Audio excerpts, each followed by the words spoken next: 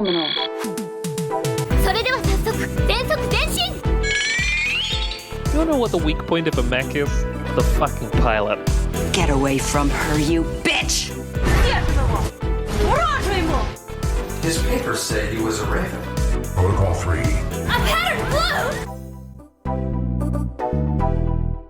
blue! Welcome to On the Shoulders of Giants, a giant robot power hour discussing mechs across media, their stories, and why we love them. I'm Nico, and I'm joined by Alice. Can happiness be obtained without sacrifice? Can a new era be achieved without tragedy? Please, podcasters, find the answers and tell me. Brian. I just want to say it was really nice of the big sphere to leave Denver just totally untouched. It was crazy that we were like right in the line of fire and the big sphere did like a big parabola to avoid the metro area.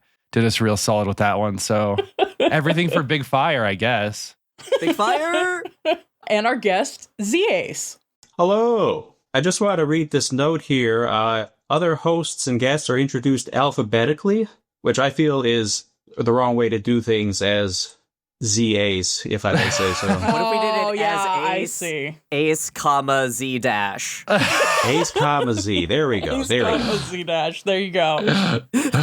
On our 50th episode, we're discussing an anime where the watch could actually be considered the mech. 1992's Giant Robo, The Day the Earth Stood Still. Let's launch into it.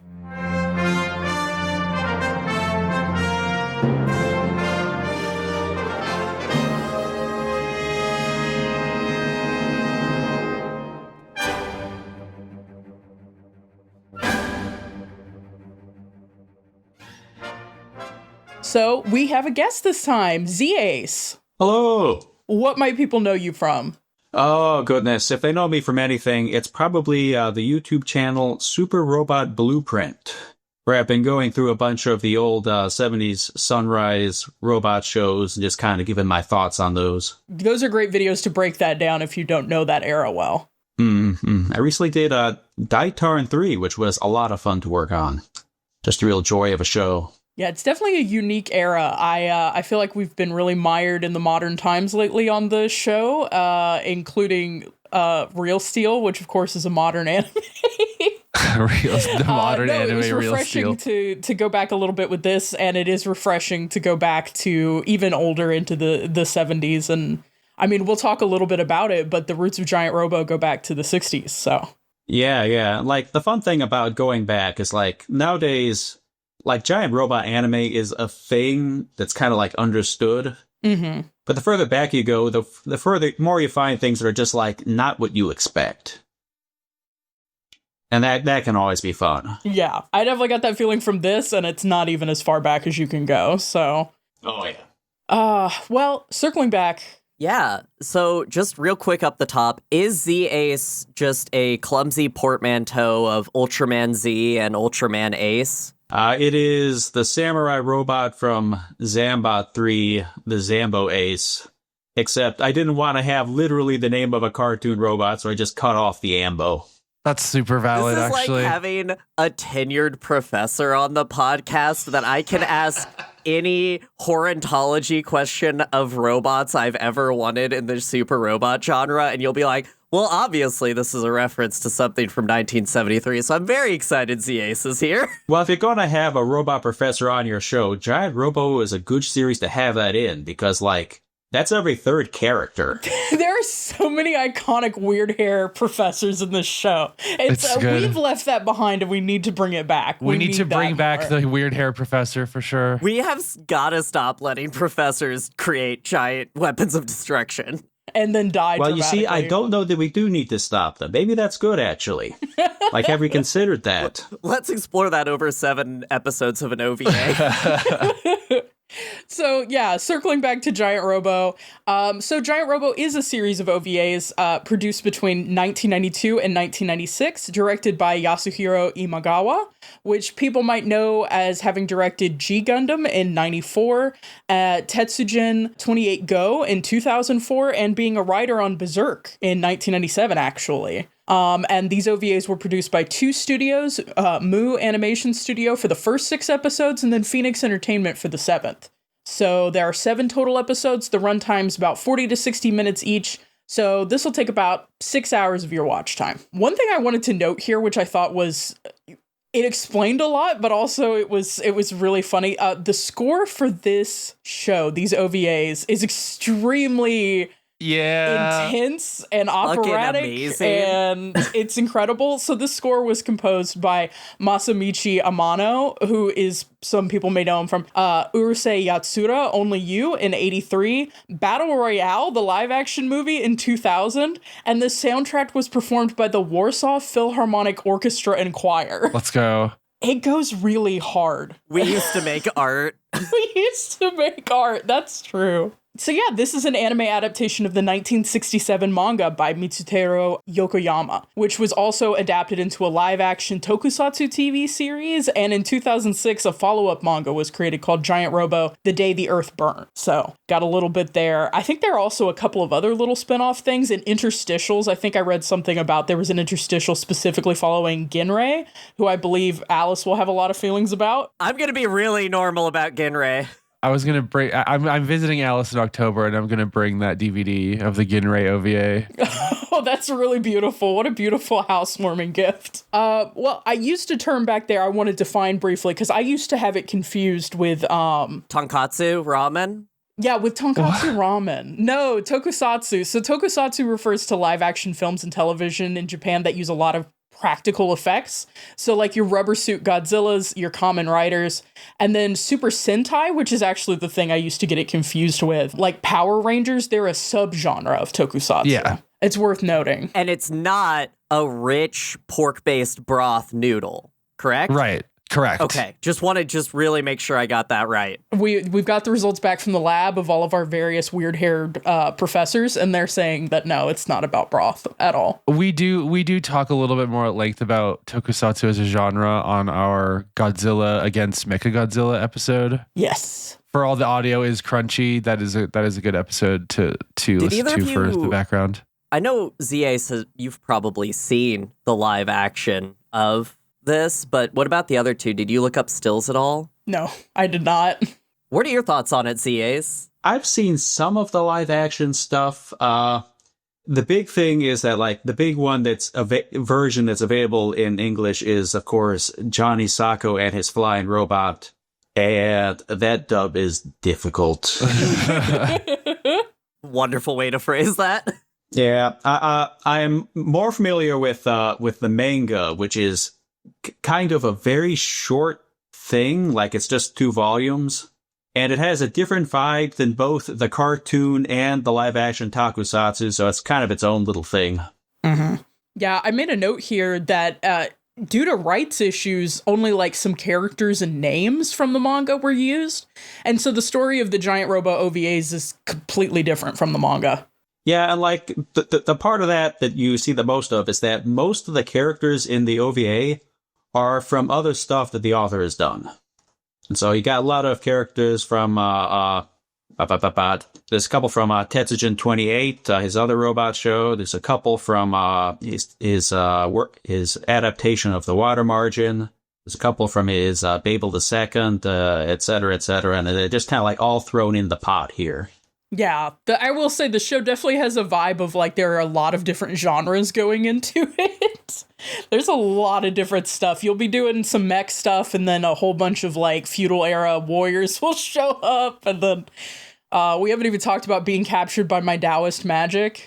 Yeah. Like, you know, it's an adaptation of a robot show where they're not allowed to adapt anything from the robot show. So it's like, well, let's grab other stuff the guy's done. Yeah, it ends up being kind of a portfolio review. It does. So not just characters, did it also affect the robots? Because just looking up Tetsujin 28, this just looks like one of the bad guys' mechs immediately. Oh yeah, there's a ton of like what would you call it? Like a ton of his other stuff is in sort of just in the background shots, or like a lot of the other goofy robots you see in this are from his other mangas. They're just kind of like thrown in there. So there's just a ton of that all over it. Okay, that makes sense. Each episode starts with a title sequence that's just a humongous mashup of giant robots we're never going to actually see. So that's definitely one of those things. Briefly in the last episode during the penultimate fight. Yeah, that was really funny. It's like there were definitely moments where hilariously I ended up watching part of this with my mom because I was watching it on the big screen after being roasted by my co-hosts relentlessly in Real Steel. This deserves the big screen. I just want to say, fair. I was mostly just compliant in the roasting. I hate. Well, actually, the ideal way of watching this is on your watch. Right. Oh yeah, that's why it's in 3:4, and so if you have the square Apple Watch, it's like perfect for that. Subtitles are a little hard, but that's why you use your magnifying glass with your watch. A listener found Hitomi's watch, a reproduction of it. I've got to get that, put a Raspberry Pi in it, and from now on only watch Armenia on my Hitomi with the watch. Raspberry Pi easily spanning the rest of your forearm, just like glued underneath. Nintendo glove style. Yeah, I know the watch is available. If the watch from this cartoon is, they made reproductions of it, and like, I hope I never come across one because I'll make a very bad purchase if I get an opportunity. I would also definitely, like, I would get it and I would know, but I'd still have to like open it and go, Giant Robo, can you hear me? Like, I would Giant have Robo, to do can you it. bring me a pizza?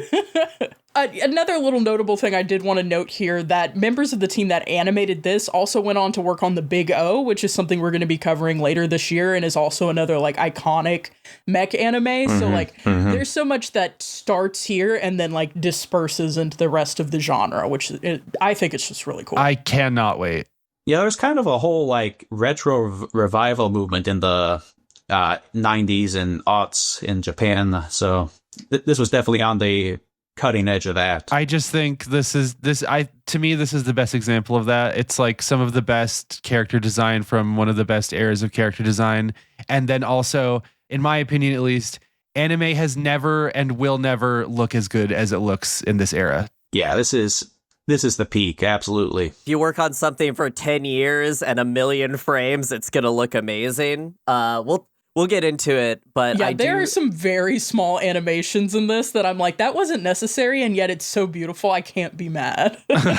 And you could see it on your real big screen and not your phone. You could see it on your real big screen and on YouTube, I will say. This has been uploaded on YouTube a lot. I'm sure it's available to stream elsewhere. But if you're like, hey, this sounds fun, I want to watch it, you can just load that right up on YouTube. There's great, high fidelity uploads of it, which is really nice. And install your ad block so that Google doesn't get any of that money. I should shout out someone from the Giant Robot FM Discord, Michael Rooker. That's their Discord name, by the way. I'm not just like doxing somebody. Sold me the special edition 4-disc Blu-ray set, or DVD set, for a really good price on eBay. So just shout out to him. It was a really, really wonderful thing to be able to watch these on DVD and look at all the special edition stuff. So it's the official stance of OSG that you need to be buying more physical media. Yes. ZA says, somebody who's into retro anime, which I've become infatuated with collecting digital copies as it becomes more evident as we go on that it is very hard to legally watch a lot of old mecha. Do you dabble in physical media? What's your go-to? I try and get physical media for things when they're available. Like I have gotten a lot of discotheque releases of like Combattler V and Voltes 5 and their other stuff.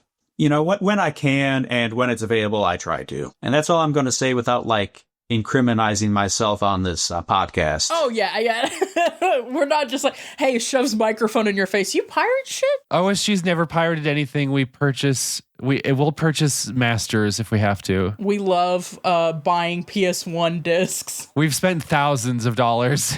There's a story going around of Taylor Swift buying back her masters recently, and I really want Sharon Apple to buy her masters back. I think that's the next thing we need to advocate for. That's a really beautiful. I think we should. Sharon Apple buying her masters back just means hacking them from Yoko Kanno, but I still support it. So Giant Robo, I will say up front, was not on my radar, not something I'd really watched. I think we talked a little bit about this in our Mazinger Z episode, that like this kind of era of mecha was one that I was just totally blind to. My awareness of mecha kind of started in the aughts and then went forward.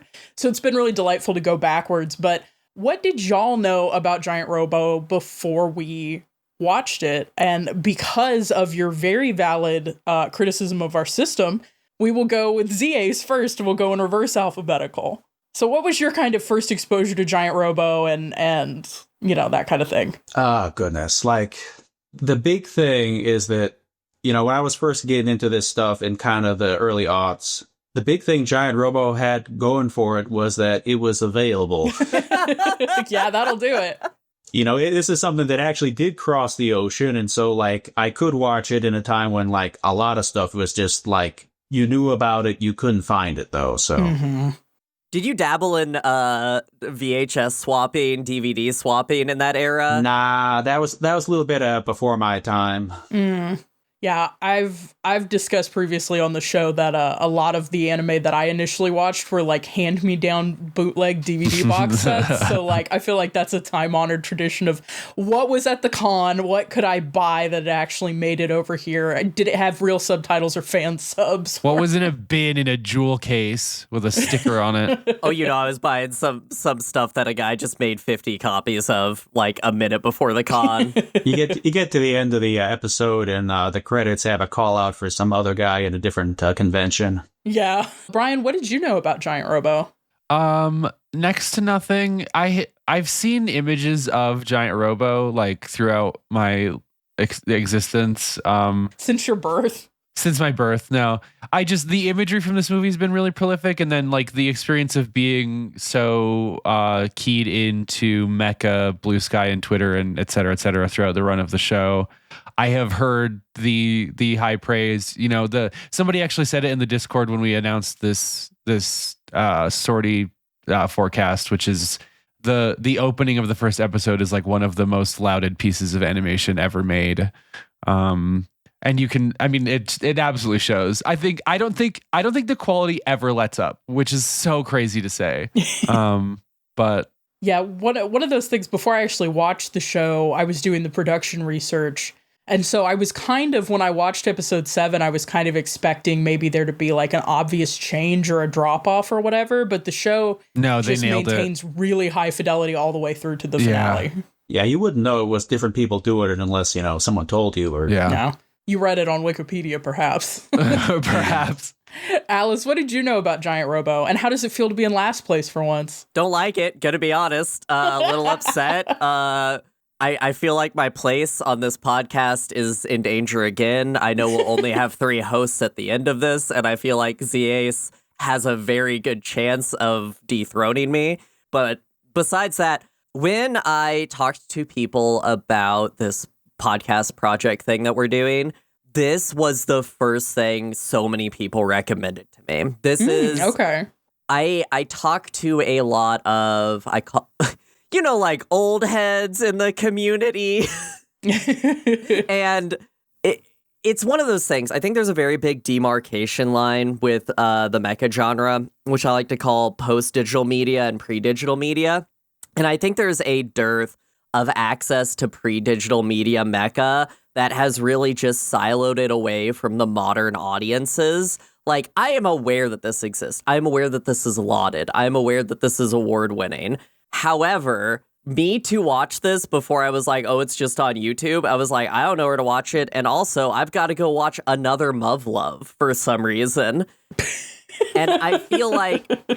So I knew of it. I only heard we should do it. I knew that it was something that we would have to cover, but this was, let's be honest, the 3 of us and OSG really haven't given Giant Robo as much love as the community might have wanted us to do, just because it is a big segment of what mecha is. Like, Giant Robo is so critical, especially the early 50s mangas and stuff like that, to what we have as the genre.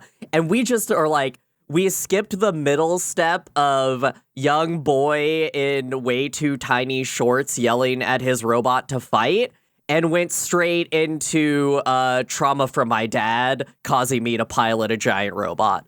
I want to push back on the hot pants topic, because the first thing we watched on the pod technically is War in the Pocket, and that has some classically short shorts in it. So It's right in the name, pocket. yeah. What's everybody's preferred inseam of short to wear when they're commanding a giant robot? I'm at a 3-inch. I can't believe you would pilot a giant robot in anything less than cargo shorts. It feels like you just want to have cargo capacity. In a tight Chinese mini dress for the whole time. Yeah. And blasting guns. The vision just flashed to me. It's Nico in that baseball shirt, cargo shorts, Birkenstocks with socks in them. Yeah.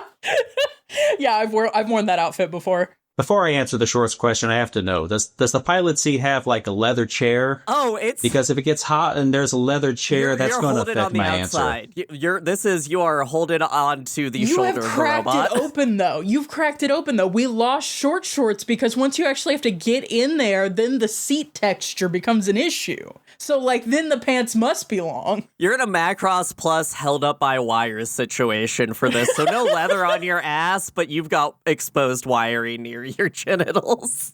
Oh no, we're gonna die. Well, okay, I did think about that when in the finale episode he kind of ties himself in. There's some Giant shit. Robo would not allow him to come under harm. That is we'll get into it. I'm gonna get intense about it. Okay. Let me get to the summary, and then we can hop into analyzing more inseams, more wiring, more Giant Robo. Okay, so Giant Robo, the day the Earth stood still. A decade ago, a revolutionary renewable energy source called the Shizuma Drive was created by the eponymous Dr. Shizuma and a team of scientists, although this breakthrough was overshadowed by a terrible accident. In the time since, a terrorist organization called Big Fire, or the BF Group, have obtained mysterious samples of the Shizuma Drive from this accident date to power their world domination plans.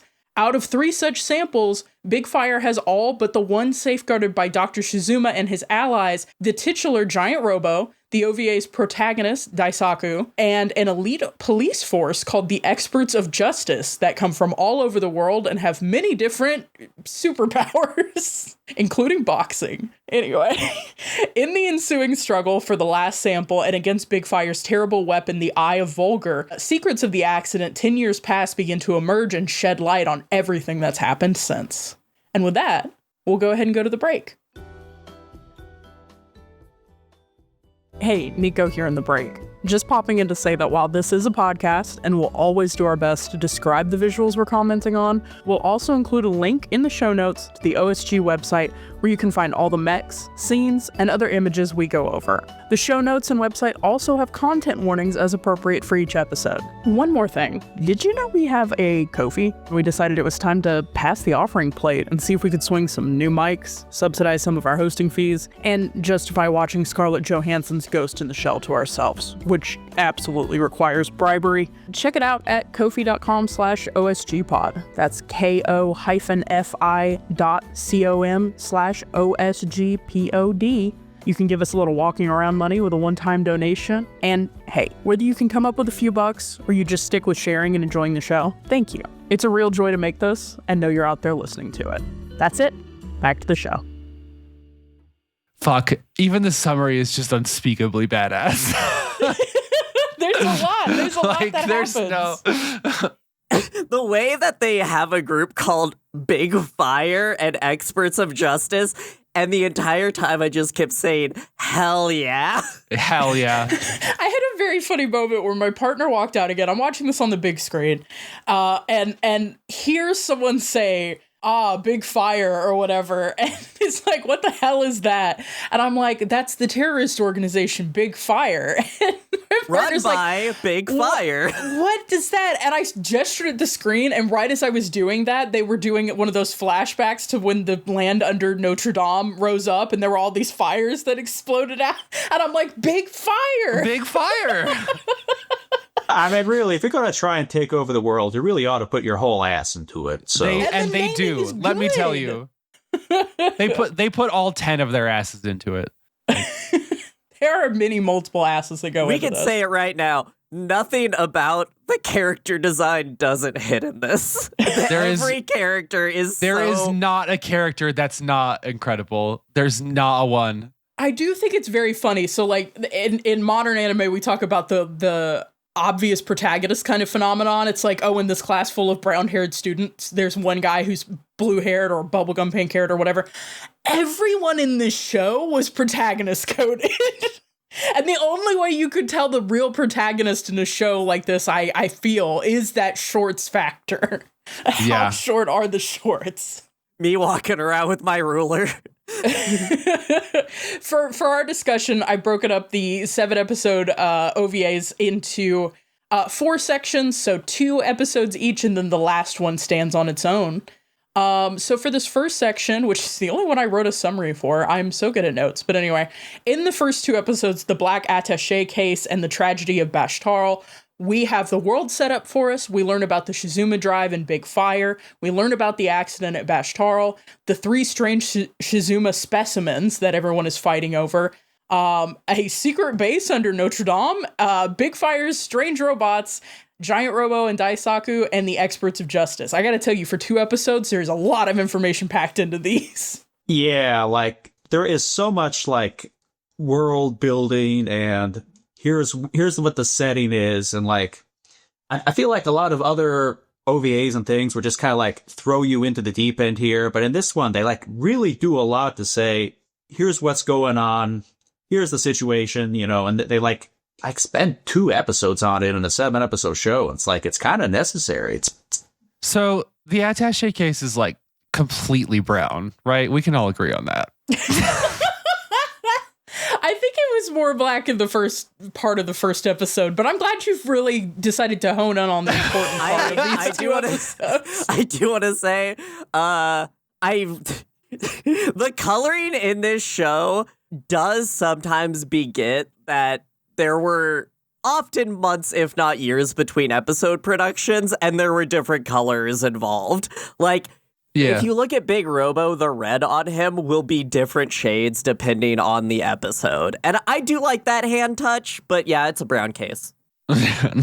Well, I mean, if we're talking about the difference between digital, like pre-digital and whatever, I mean, obviously this wasn't totally pre-digital, but like, I mean, nowadays, if you want color consistency, you can just literally color pick and sample. And I do like you said, that kind of evidence of like a lot of hands touched this, a lot of time passed between episodes. Like, you get that feeling, but there is a really strong consistency in terms of the quality of animation and all the stuff. This is, okay, these 2 episodes is when an animation happens that absolutely blew my tits clean off, which was when Daisaku hands over the attaché case, he does this little, like, handle it and flip motion when he hands it to the and it's so lovingly animated. I couldn't get over it, because, like, they show it in the initial run of episodes, and then in a brief, like, flashback, you see it again, and I'm like, there are a couple of different moments like that, where it's just, like, it's hand animated, it's this little human gesture. There's a lot of this we see around, like, the chief, like, lighting cigarettes and stuff. There's a lot of, like, small gestural animation, but it gets me every time when I know that this was not, they weren't rotoscoping. They were just like, hey, we're just going to add this little detail, even though it's a bunch of extra frames, because this is what you do. This is how it looks good. So, fucking awesome train fight, right, guys? Oh, the train! We need more train mechs! Holy shit. Okay. This is such a great way to introduce us to the characters, the world. We immediately get the drives. We get why they're important. We get why the attaché is important. We meet my future wife. And there's so much animation. There's so much character building here. But so this is, I guess this is a question for all of you, kind of, but more ZAs. Was this for kids? Or is this an all audiences? I mean, this is definitely an anime you can kind of watch with the whole family, really. But like, yeah, I mean, if I saw this when I was 12, it would have knocked me off. It would have blown me away, absolutely. Right. But it's like, it does things that I'm like, this would be softened if it was made in 2010. The fact it was made in 1992, of which I was a bab during the production of this, it's people fucking die in this. There are death around. I have a fact about the 60s tokusatsu show. I'm ready. A lot of Japanese media that did come over the ocean, that was shown in America, like, had a lot of their violence edited out. And like one of the things that Johnny Sacco and his flying robot is known for is that basically none of that happened on that show. And so when it was on air, it was just the most violent kids show on American television. Yeah, I mean, we talked about how in when we read Mazinger, like how some of the gore was like really sudden to us, and it, you know, not that it offended our delicate American sensibilities, but it's just not the kind of thing you expect on a kids show. You don't really expect it on the thing, and Mazinger is specifically aimed at, you know, younger audiences, like very specifically. So I think it's a cultural difference. I also think they do people die everywhere, but also there are a lot of places where they could have gone a lot harder on like the amount of blood and actual like physical repercussions. Like that guy that snaps his fingers and cuts people in half. Like there could have been a lot more. I kept physical... waiting for the spurt of blood to come off of it. Yeah. I do think it's an interesting, I think it's probably a cultural difference. I also feel like it's a time difference, because I feel like as time has gone on, our idea of what's appropriate for kids has really, I think, contracted in an interesting way. And I feel like that could be part of like a reactionary tendency, but like it's really funny because I think about when I was a kid, I was obsessed with Goosebumps books, but especially like the Choose Your Own Adventure ones where you're like running from a killer clown. Those would get like pretty gory. Those got gnarly. Yeah. Gnarly. And I was like, oh, I love this, because I'm a 12-year-old. Everyone forgets 12-year-olds are like sickos.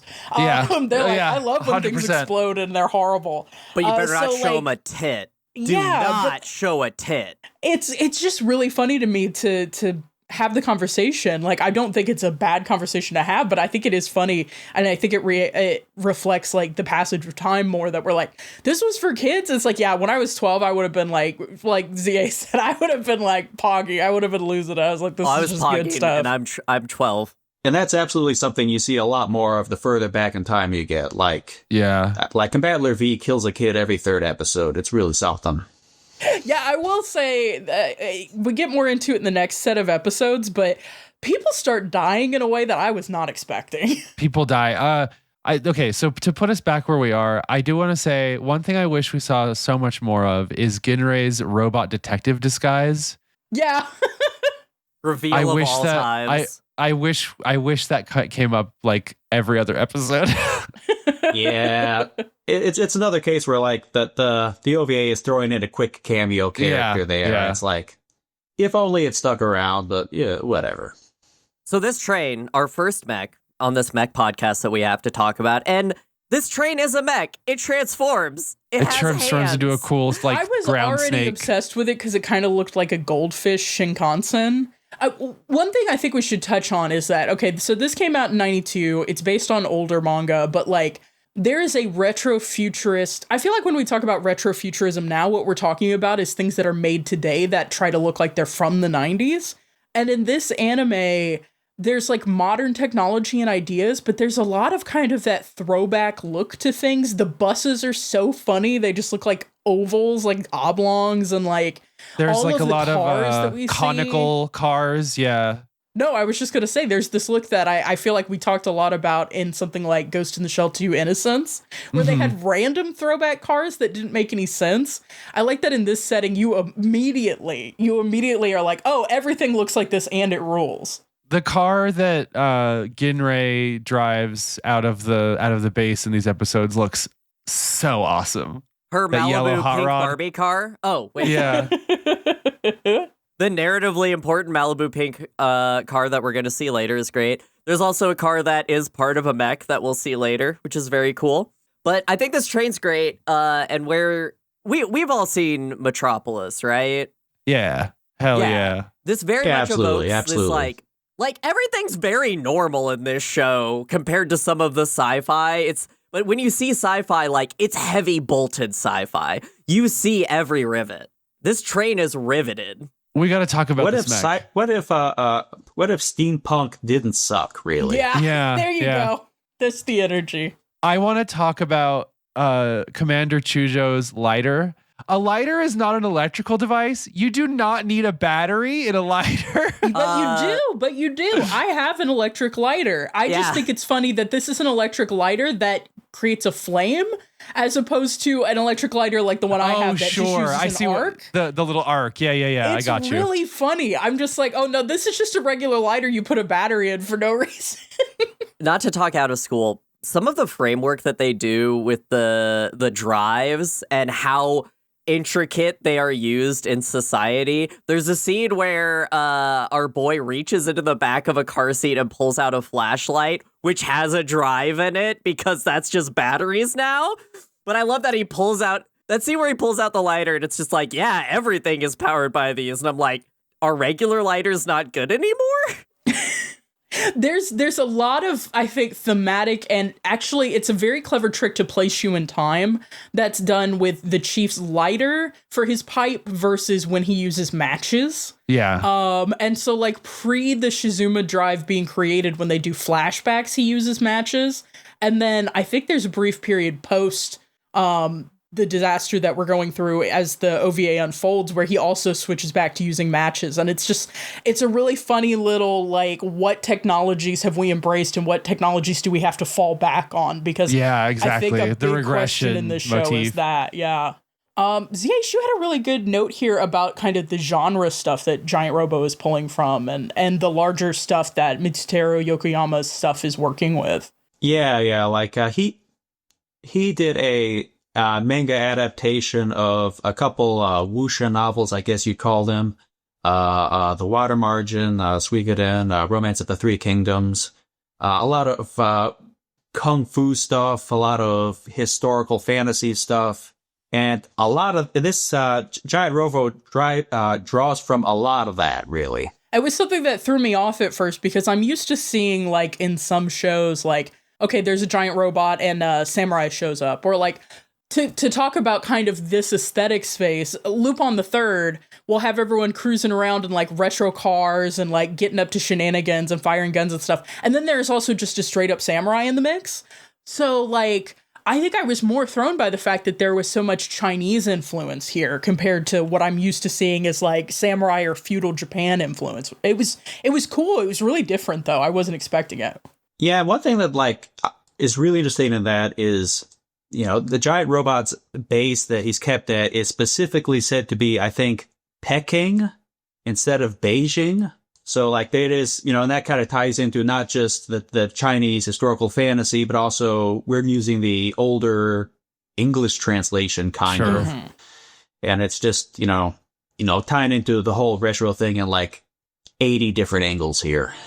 Let's talk about Giant Robo. Can I say, Giant Robo is not meant to be an object of comedy, I don't think. Every time this character on screen. Every time he came on. Giant Robo, okay, two things about Giant Robo. Giant Robo has an incredibly serious face that doesn't change very much. And his face, I can only describe it as the face that I make when I am at the function and I know I can't leave because I have, like, an obligation to put in FaceTime, but I'm also not, like, having a great time.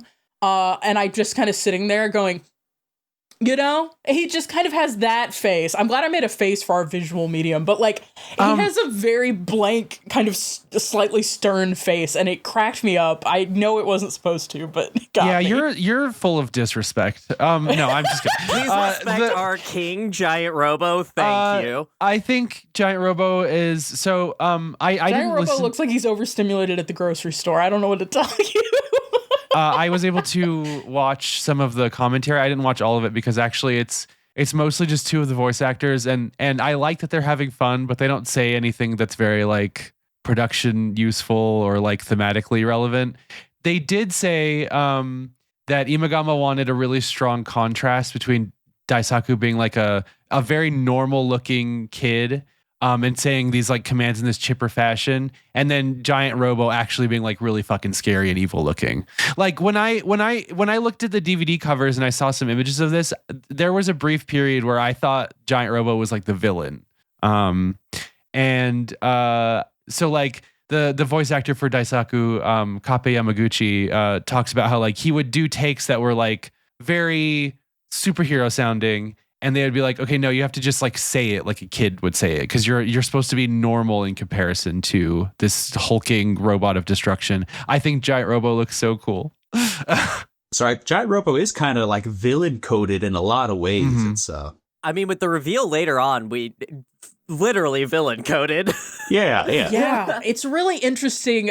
Giant Robo, I feel like a lot of mech media, and not all of it, but I feel like a lot of mech media will lean into, I guess I'm thinking specifically of Pacific Rim and of anime that are kind of in that vein of like, mechs are good and important because we made them and they allow us to do things we couldn't do normally, and they allow us to take on threats that are disproportionate to us as humanity and yada yada yada. But like Giant Robo really, I mean, the unobvious theme that's going to be going on through here is nuclear power, nuclear weapons, and nuclear proliferation. Like a lot of the stuff around the destruction of all oxygen in the atmosphere, EMPs, a lot of this stuff is kind of attached to nuclear weapons. And like the vibe that Giant Robo may be something that can protect us and very important, but is also inherently incredibly dangerous, is something I don't think we see as much as we see other kind of inflections on mech. And I appreciate that they were maybe trying to make him look scary as a reflection of that. But again, to me, he just looks like he's just not having fun at the party. And then every time they cut to him, there's a audio sting that happens. Like the trombones, really. I love the trombones. The use of brass is iconic.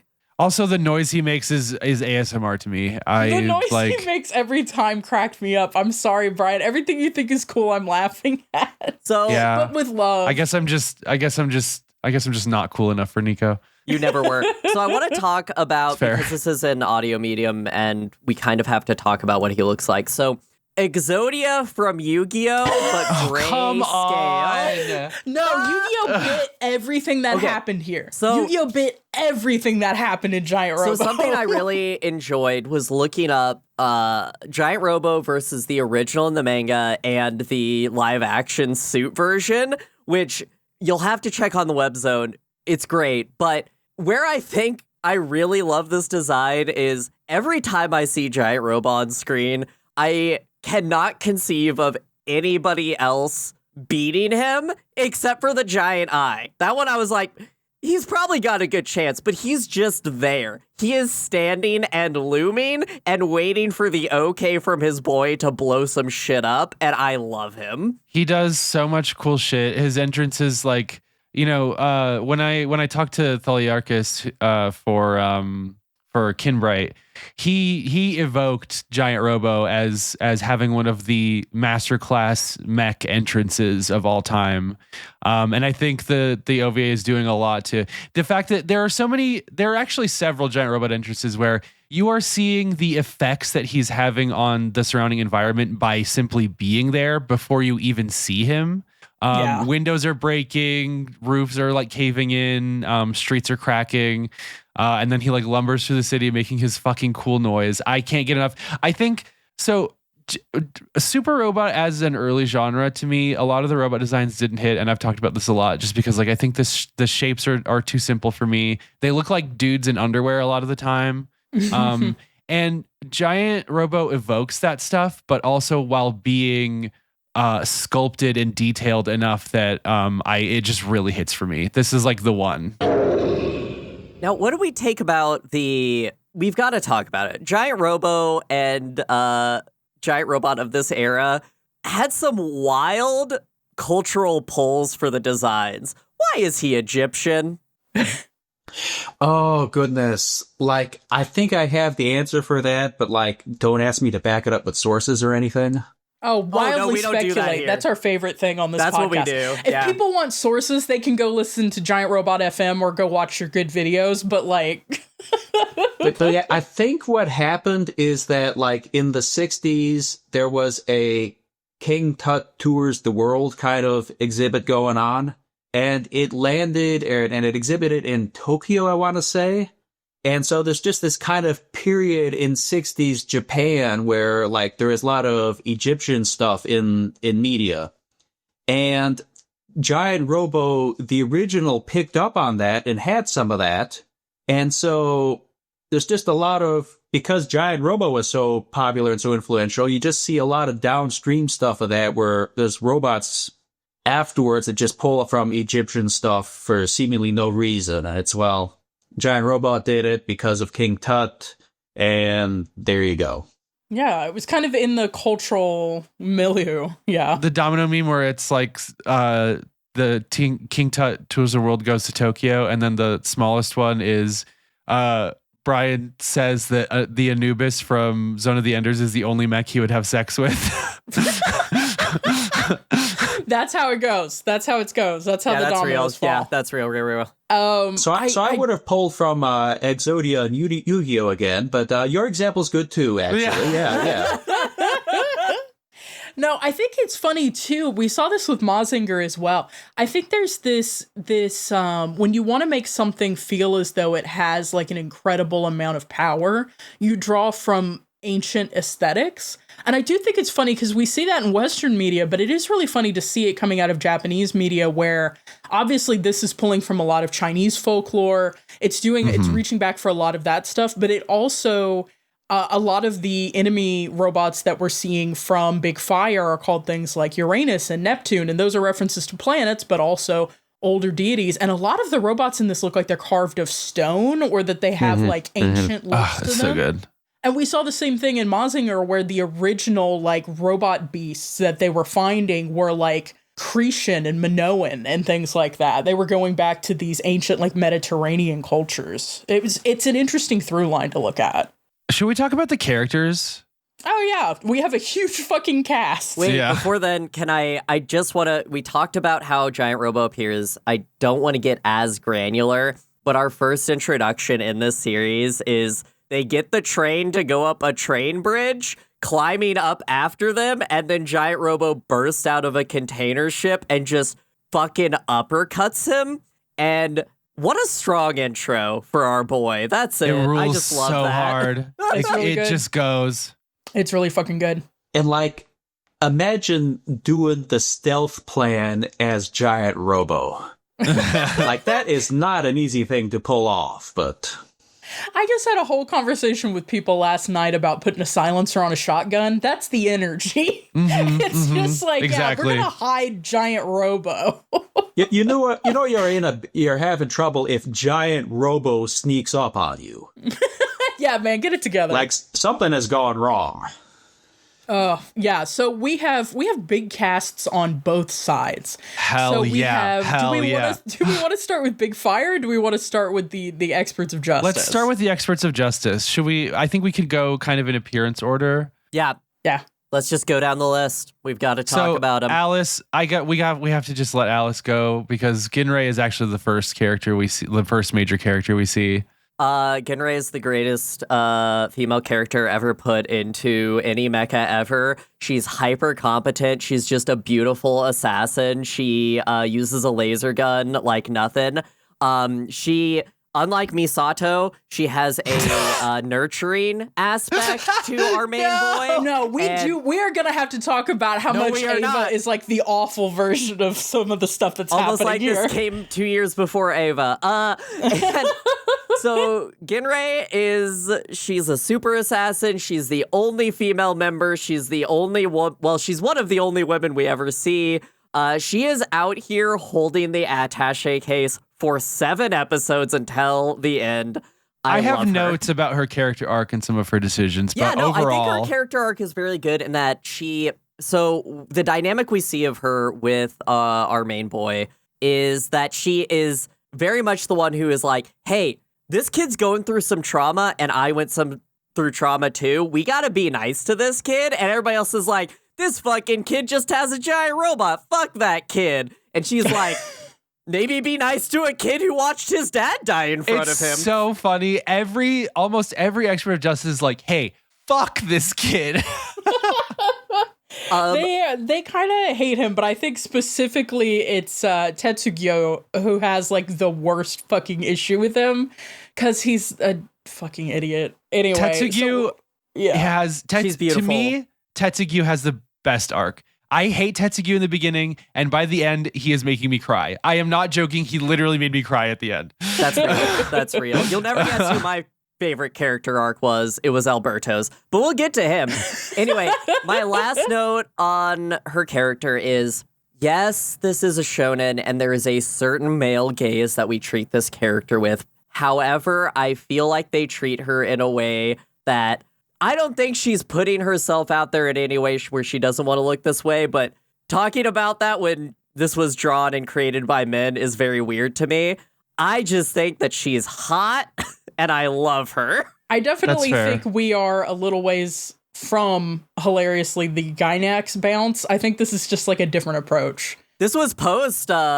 Yeah, I know. That's what I'm saying. I wanted to say we were behind, but actually we're post kind of the advent of the Gynax bounce. But also, like I said, it's like I think this show drew a lot on the original art style from the manga. And I do think there were just different priorities in what was drawn with that. And there was less focus on, I don't know, we talked about the Ghost in the Shell manga. Like, I don't know, there were different priorities. So I really like Genrei.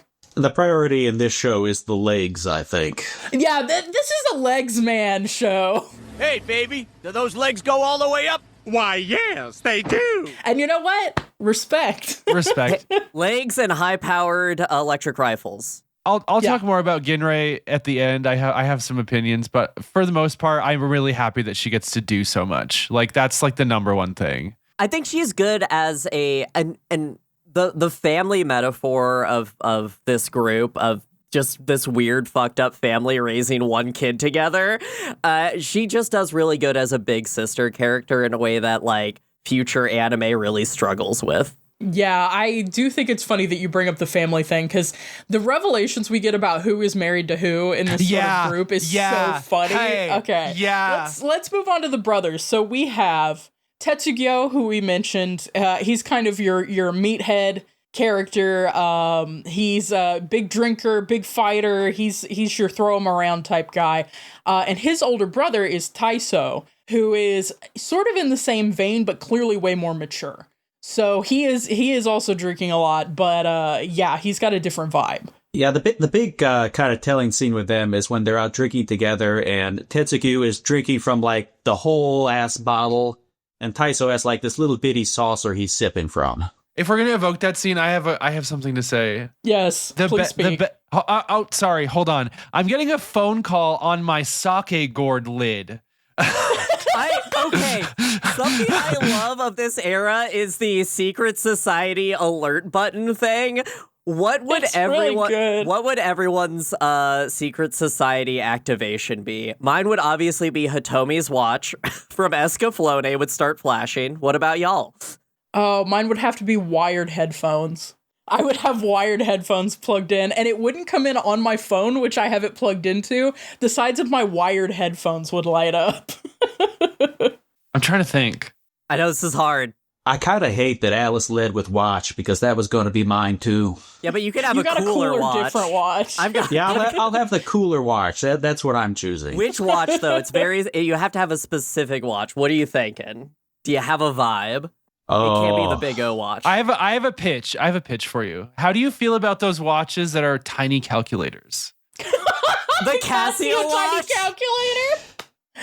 Oh my god! His reaction is sending me. Yeah, I want to change my answer now. Actually, maybe I don't want to watch. Do you ever suggest a watch that's so cringe? Cringe watches. I'd have 3 of those bad boys. Bri, I hate to say this, but in the vein of the sake gourd, I feel like your bong would light up. Yeah. I was gonna say that, but it was like, what part of it would light up though? Like the bowl, I guess. Yeah, the like metal bit. I don't know enough about weed. No, you light it up and it starts blinking inside where the smoke is. Sure. Oh, that'd be beautiful. I want to pitch for ZAs a small collectible robot that you carry around with you, like on a keychain, starts blinking. Ooh, and that is also file. your giant robot. It's just the miniature version. That'd be really cool, honestly. That's got a little bit of swag to it. I'm feel gonna like it's carry got around a ZA miniature swag. version of my big robot. Yeah. Why not? I feel okay. I have to say something because we watched Braver and Simi recently. I feel like Isamu wouldn't want it, but or not Isamu. That's from fucking Macross. Isamu wouldn't want it, but I feel like Bravern would give him a miniature keychain version of Bravern he could use to summon Bravern. Absolutely. It's a fob. Continuing through the cast, so we had Tetsugyo and Taiso. We also meet Professor Go, who is our kind of our side's classic Chinese strategist energy. Mad scientist number one. Okay, Keep track. Mad scientist number one. Can we just...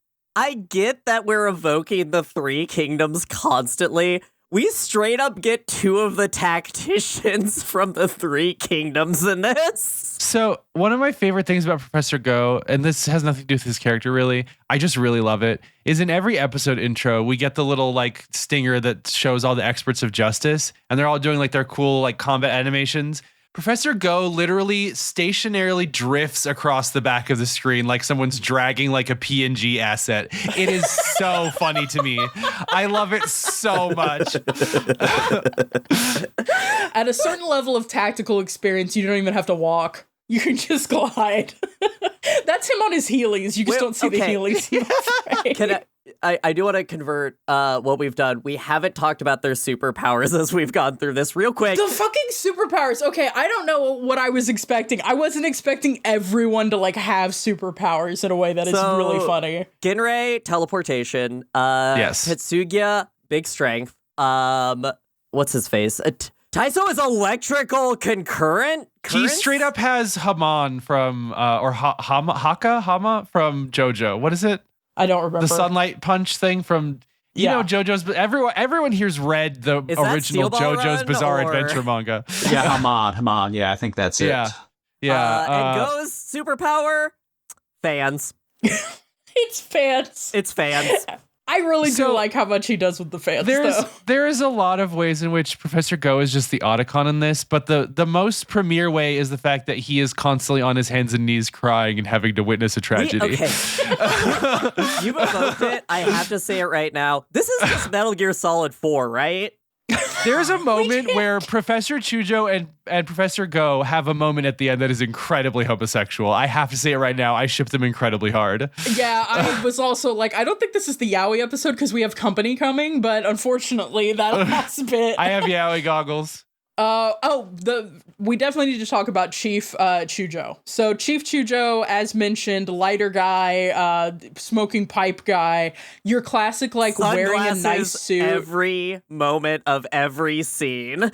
Alice got to talk about Ginrei, so I get to talk about Commander Chujo. I'm obsessed with him. I would leave everything behind. I'm free on Thursday. Thank you. I'm ready for... I really want to know your reaction to the scene, and I know you know what scene.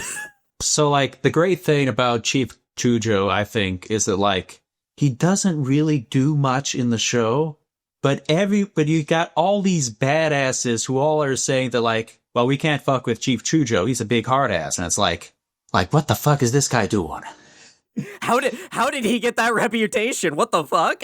Basically, at any time, he could have fucking, like, one punch manned the sphere into orbit and just never did. Yeah, like there's like a couple different moments where it's like Chief Chujo says, okay, well, we're out of options. I got to get up and do something. And like all his aides rush from him says, no, you can't. You gotta reserve your power. We can't have you go out there. And it's like, the fuck does this guy have that Taiso's afraid of him? Yeah. This is the kind of energy I want to cultivate in my workplace. I want to be in my workplace for so long and have so many rumors circulate about my true abilities that everyone's just like, no, you don't need to get in there and go super admin on their asses, and that way I don't have to do anything. That's kind of the energy. Except I may unfortunately be called upon to square up with a giant eyeball. I like the how this evokes how in any Japanese company or culture, especially in a political like government organization, that the people who rise to the top have to be not powerful in their specific field, but powerful in the field of politics. And we see him apply politics, especially when we get to the nuke of it all later on. But it's really much like he has had to pull himself away from, I can't just be a drunken kung fu fighter. I have to be a politics fighter. And I really enjoyed that about his character. Yeah, I think we could draw a lot of parallels between him and Chief Aramaki, who's kind of on our mind a lot as we're in the Year in the Shell. That kind of older, extremely respected. I was waiting because I thought a lot watching this, obviously, of Godzilla versus Mechagodzilla and other Godzillas, but the I will take full responsibility for the scene. I kept waiting for it to happen. There's a character that we've seen a little bit of, but for most of this show, he's actually just in a different show. But we should talk about Kenji. Yes. Hey, what's Inspector Kenji Murasame? What's Murasame's superpower, guys? Sort of being French. He cannot die. And also, An he immortal can't French die. man. Every time they would reveal, so he's generally doing detective shit this whole time. It's so good. But when he like turns and you see his coif of hair in a he's so cool. I love it so much. He has a really beautiful and powerful energy. Yeah. Also Hair worth goals. mentioning here briefly is Professor Shizuma, who we see classic of the crazy hair professor archetype. Bruh, from this guy period. came from this guy came from the Zodiacs. He's Gundam wing pilled. That's how bad his hair is. Oh, all these professors are prepping for Operation Meteor right now. Yeah. So that's Mad Scientist count at number 2 now. Yes. Yeah. We're going to need to keep a running That number's count. going to go higher. So, on the opposing side, on Team Big Fire, on Team Boyfriend is In my notes, it's Big Fire, Boyfriend, Big Faggot. Oh, okay. I love Lord Alberto as Okay. the slightly cuntier version Team of for Chief Alberto. Chujo. We I know I just talked about my notes, but I have a note about Mr. Alberto because it was just really funny.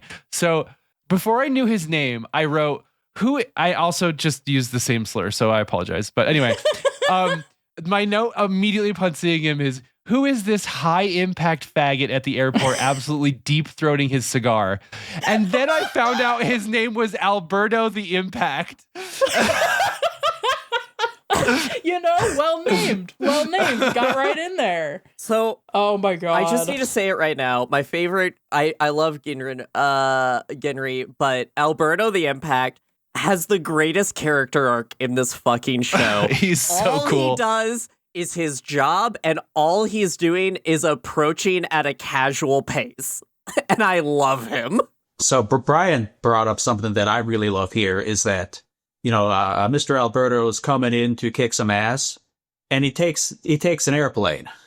Yeah. He just takes public transit to go. He just walks there. He flies there. He's in no rush to get to what's happening during the 7 days. Yeah, like Big Fire isn't like sitting in a submarine or a stealth helicopter or something. He buys an airplane ticket. He gets on his flight and he shows up at Peking. Is Master Alberto in Economy Plus? What do we think, guys? Oh, he flies business. He'd never be caught in first class, but he does fly business. He wants the leg room. That's just my vibe. I think that's it. Yeah. Truth. I think I agree. I was like the gears were clicking into place. I completely agree. That makes sense. Another person to note here is Ivan. Ivan will unfortunately be going to learn heaven at some point. But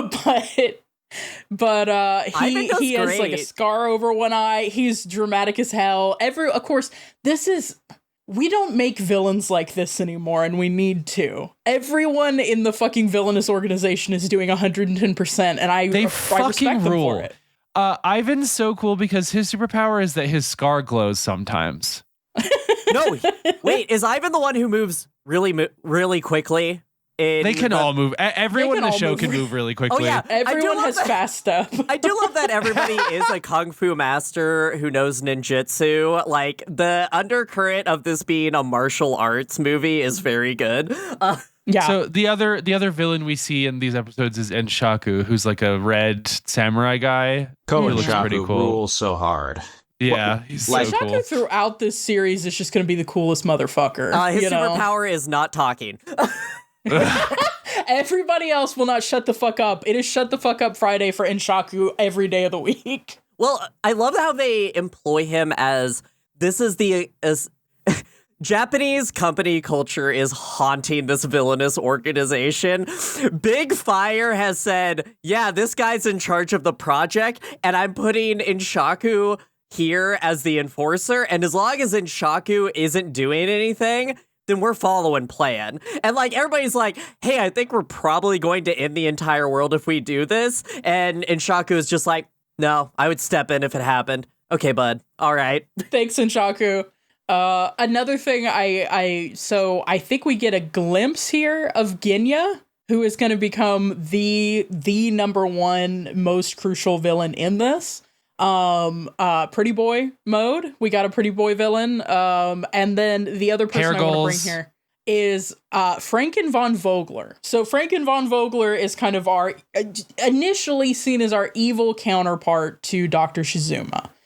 He is the creepy ghost energy that is applied to a lot of the stuff. Like you said, Murasame, Inspector Murasame is in a different OVA for a lot of this. And a lot of it is him being in this like noir / gothic detective thing, haunted by the spirit of Vogler. Like, okay, if we want to talk about deaths that kind of took us aback, this series kind of opens with like 2 people hung from the bells at Notre Dame.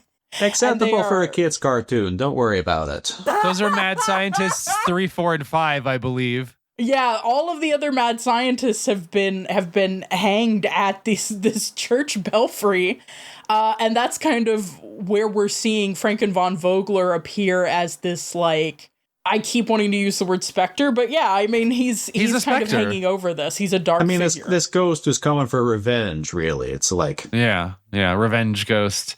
A revenant, if you will. Since we've gotten through the list, I wanted to go back to Ziesa's note here on the use of dramatic irony.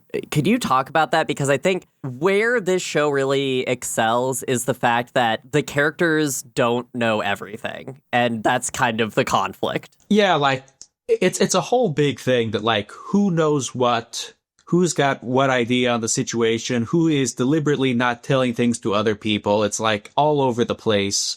Who heard what percentage of what sentence is like such a crucial plot point. Yeah, but like, a big thing they talk about early on is, you mentioned Genya, and he shows up and he says like, my secret name for this project is Genya, the illusionary knight of the sky, blah, blah, blah, blah. I'll be taking... We got nouns in this one, y'all. I will be taking charge of the Still Earth operation. Wahaha.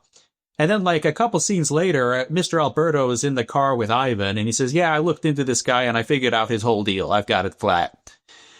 And, like, he does, and he has, but we're not going to learn what that is for another 6 episodes, so... Yeah.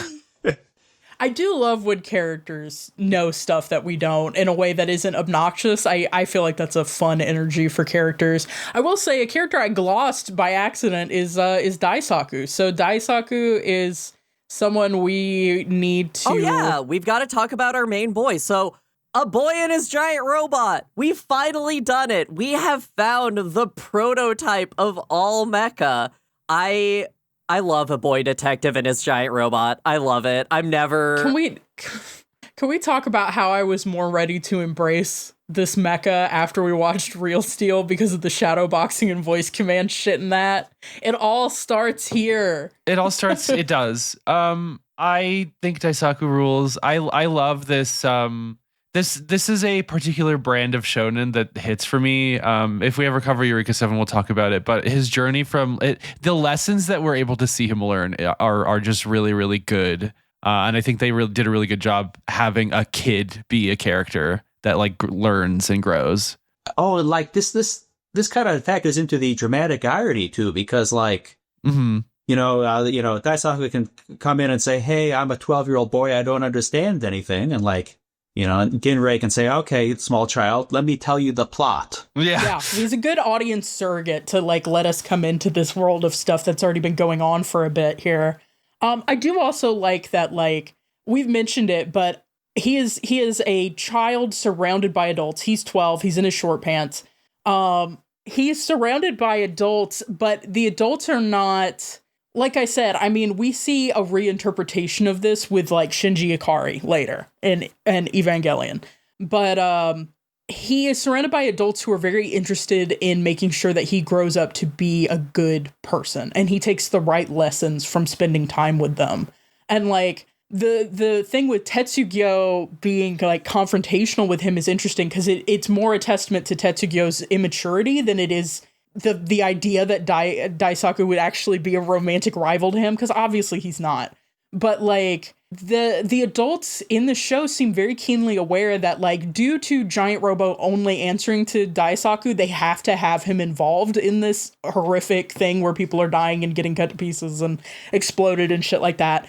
But they are also really worried about what impact this will have on him in a way that's quite cool. I like that there isn't the initial assumption that I think you'll see sometimes of like, well, he's here, so he's in the shit and we can treat him however. Like they're especially Ginrei is very concerned about how he grows up out of this. You know, it's really interesting how the show plays it too, because like a lot of it is we want to be good and kind and nurturing to this kid who's being thrown into an impossible situation, you know, and we want to give him the best chances we can.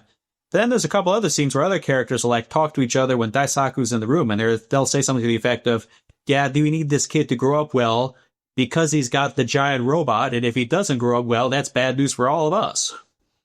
Yeah, he is the kid with the nuclear launch codes. I think it's the way people treat him outside of the giant robo of it all is so loud. Like, she is the one person who's like, hey, I know you have this giant robot, but like, you're just a kid who watched their dad die in front of them. Like, I'm more worried about that with you. Mm-hmm. Moving into kind of the part 2 with the magnetic web strategy in the Twilight of the Superheroes. So we meet a few more people on Team Experts. I have to say this now because it's time for my 5 minutes of being a freak about Yoshi? Mm-hmm. The giant blue woman. Yoshi the Hell Blue yeah. Beast. Fantastic character. Love her. Terrible that she's married to a man. Terrible.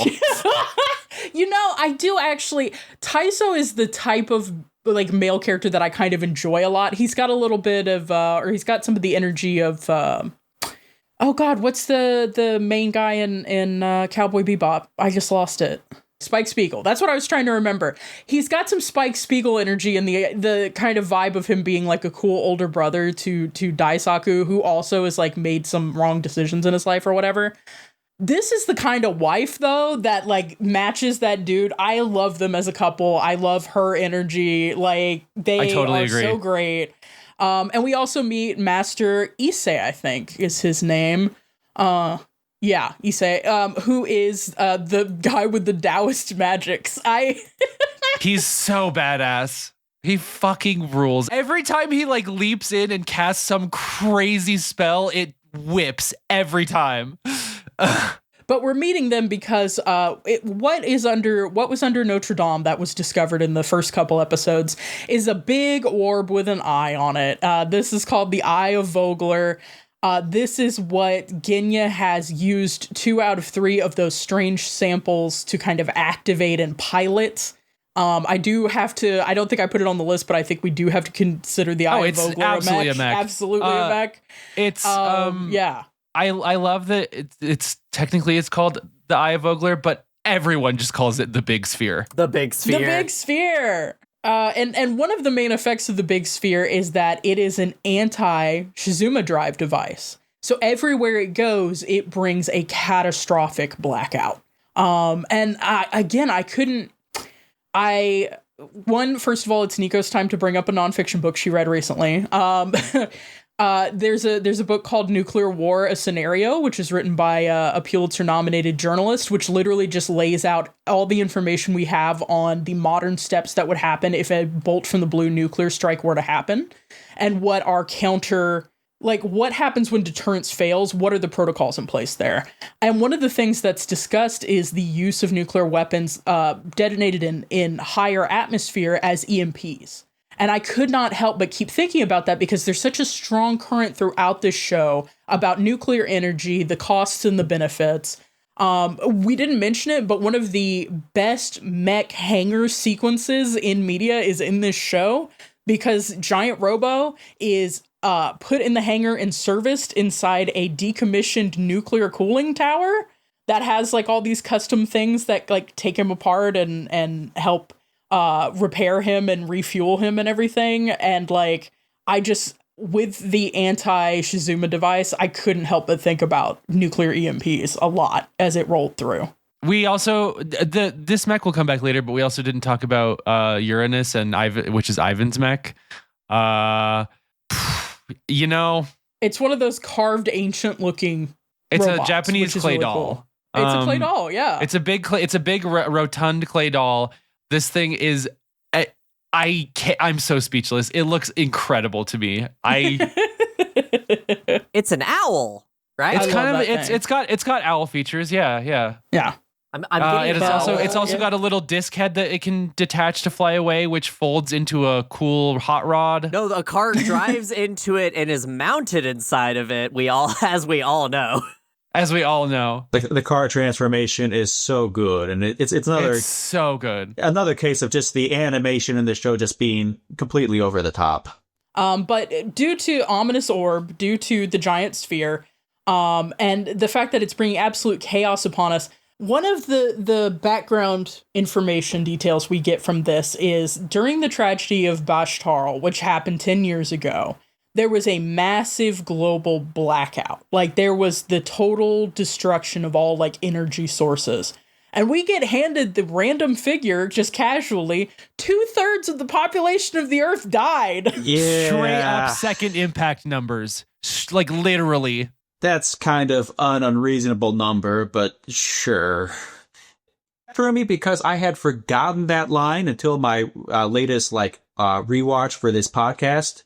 And so it just caught me completely off guard. It's like, did that happen in this show? It's really wild because, like, again, if we're circling back to kind of the nuclear stuff, is like mass death is obviously on people's minds when it comes to this. What? And the figure is overblown, but like, I think it's interesting that they're exploring the idea that we see in a lot of other post-apocalyptic fiction. The airplane stuff specifically made me think of like Why the Last Man, and like Why the Last Man's approach to it was talking about how many commercial airline pilots are male and like how many planes would just fall out of the sky. And this, they talking about like how many things we rely on that are powered by energy sources that if they just stopped, people would die because they're hung in suspension almost on that energy. So I do gotta say, the subtitle to this OVA is Giant Robo, The Day the Earth Stood Still. And that's a reference to a science fiction movie from the 60s in which aliens come. 1951, the original Day the Earth Stood Still came out. Yeah, it's good call though. Continue. But anyway, like the thing in that movie is that the aliens come and, to like give a heads up to the human race, they do turn off all the electricity on the planet. But they specifically leave power in like places that would help people. So like the hospitals stay powered, the airplanes stay powered, everything like that. But in here, you don't have that. Everything's off. You're out of luck. Sorry. They show it. They show an operating room turning off and are like, yeah, people are going to die because of this. Yeah. And it's really brutal, but it makes the point. It's like humanity suffered through this. And at least part of why there's been such a mass embrace of the Shizuma drive as this non-polluting, renewable, perfect energy source is because there was that, that week, basically, of just absolute chaos with no power whatsoever and 2/3 of the Earth dying. So yeah, that's what's kind of led into this power revolution, and that's kind of what it seems like Big Fire is trying to bring back. So I want to talk about alternative sources of energy real quick. Two things that I think I want to pull from this is, number one, the time this was made was impacted by the 1980s student protest in Japan about clean energy and getting away from fossil fuels, and denuclearization was a very big drive in Japan at the time, which I think really impacts the story of, the whole big twist that we get with Giant Robo being nuclear powered is so important, because it's like, oh yeah, let's put them in a cooling tower. That's a little on the nose, but we can do that. But the other one is, it would take 2/3 of the planet dying from our systems going under for anyone to actually consider moving away from fossil fuels. I legitimately believe that. It's dark, but it does resonate, unfortunately. How did you feel, Nico, when they told us that solar was unreliable and shitty? No, I not to dox myself, but my day job is in fields that help regulate renewable energies. And we do actually see a lot of kind of valid concerns raised. Solar is not as reliable as other technologies like hydropower. There are valid concerns. I think the more valid question that this show also raises is, okay, but do we want to die from being polluted to death?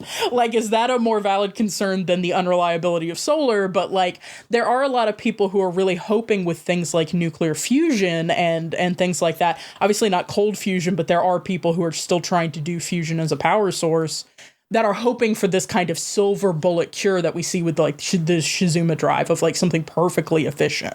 But so they're fighting the big sphere, and one of the things that they're going to do is they're going to call all their superpowered people together to use electromagnetic wires to yeet that ball into space. Don't worry, guys. We have orb of destruction sized big ass electric net. And the thing I love with the electric net devices is there's a period where they say, okay, the spear's too close. We got to turn off the Shizuma drive and go back to using, gasoline. And as soon as they make that switch, these machines just spew out a huge cloud of black smoke. It's absolutely filthy. It's very pointed. And when Ivan sabotages them all, they create massive explosions because they're gasoline powered. Yeah, it's really brutal. I mean, this whole fight is really brutal. They're trying to stop this thing from getting to their main base of operations and from getting to the Shanghai oil fields, which is the last oil fields operating on Earth. So they're trying to stop this from happening, and it costs them quite dearly. Taiso gets in a fight with Alberto. They are apparently like longtime rivals and have this whole thing going. His wife is fighting. Yoshi is fighting like hell. Everybody is getting their ass beat. Like it's brutal. But there's a very funny moment here where Taiso coughs up blood, and I said out loud, oh, he's got anime blood disease. And then they pull back, and he's missing like a whole circle from his torso. And I went, oh, the only valid person to ever have anime blood disease. I too would be coughing up blood if I had a big missing circle in my torso. And then he has like a whole ass conversation with Mr. Alberto before he finally dies, you know? Yeah, exactly. If you're bad enough, a circle in your chest can't stop you. Like, this is what I'm saying. You have two lungs. You only really need the one of them to hold a conversation. If Alberto impacted me, I would also thank him. So true.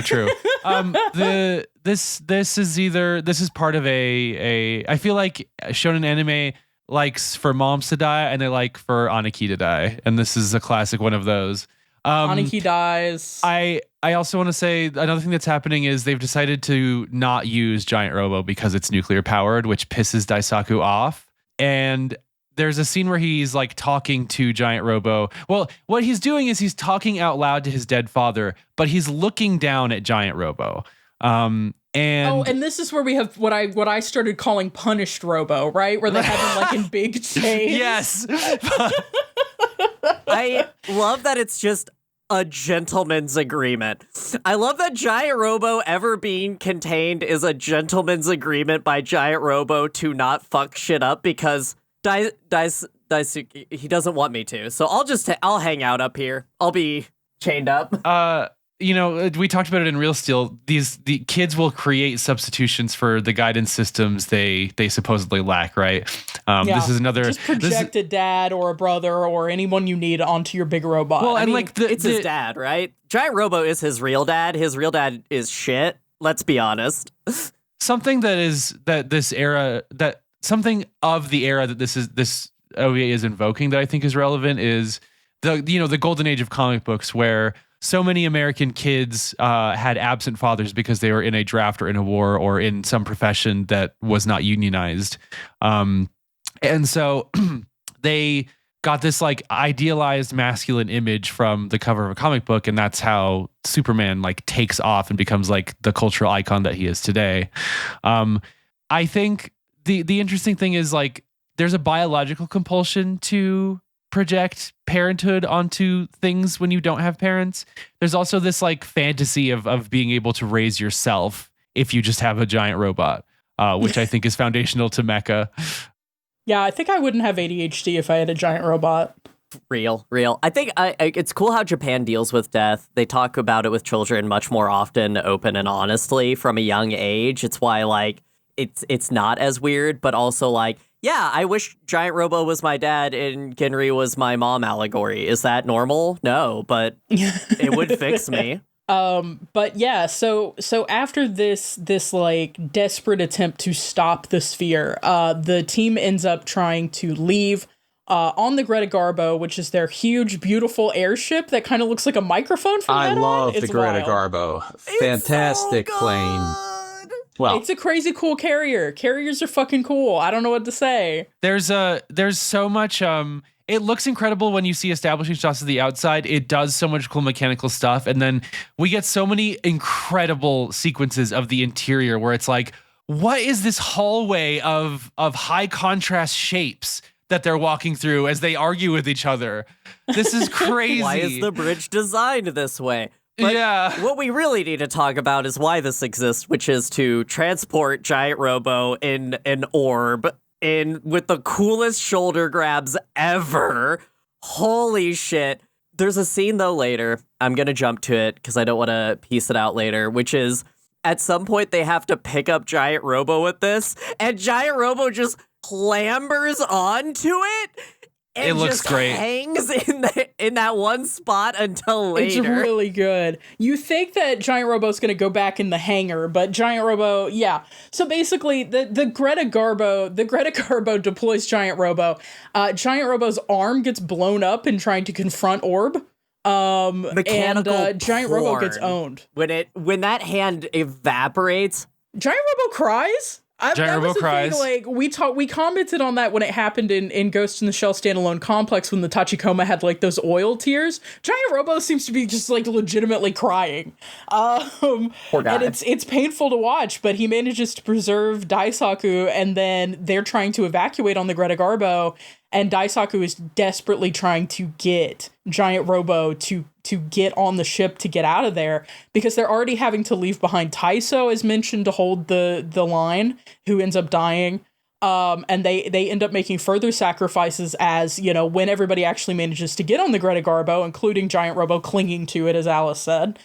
They're attacked by Ko and Shaku, being extremely cool. Zieshi had great notes on this. yeah, it's Ko and Shaku, and the other guy, Ginya, is also kind of part of the attack. But like, Ko and Shaku, because it's just more like a suit of armor with a cape, means that like he could move in ways that people with bones and skin can't.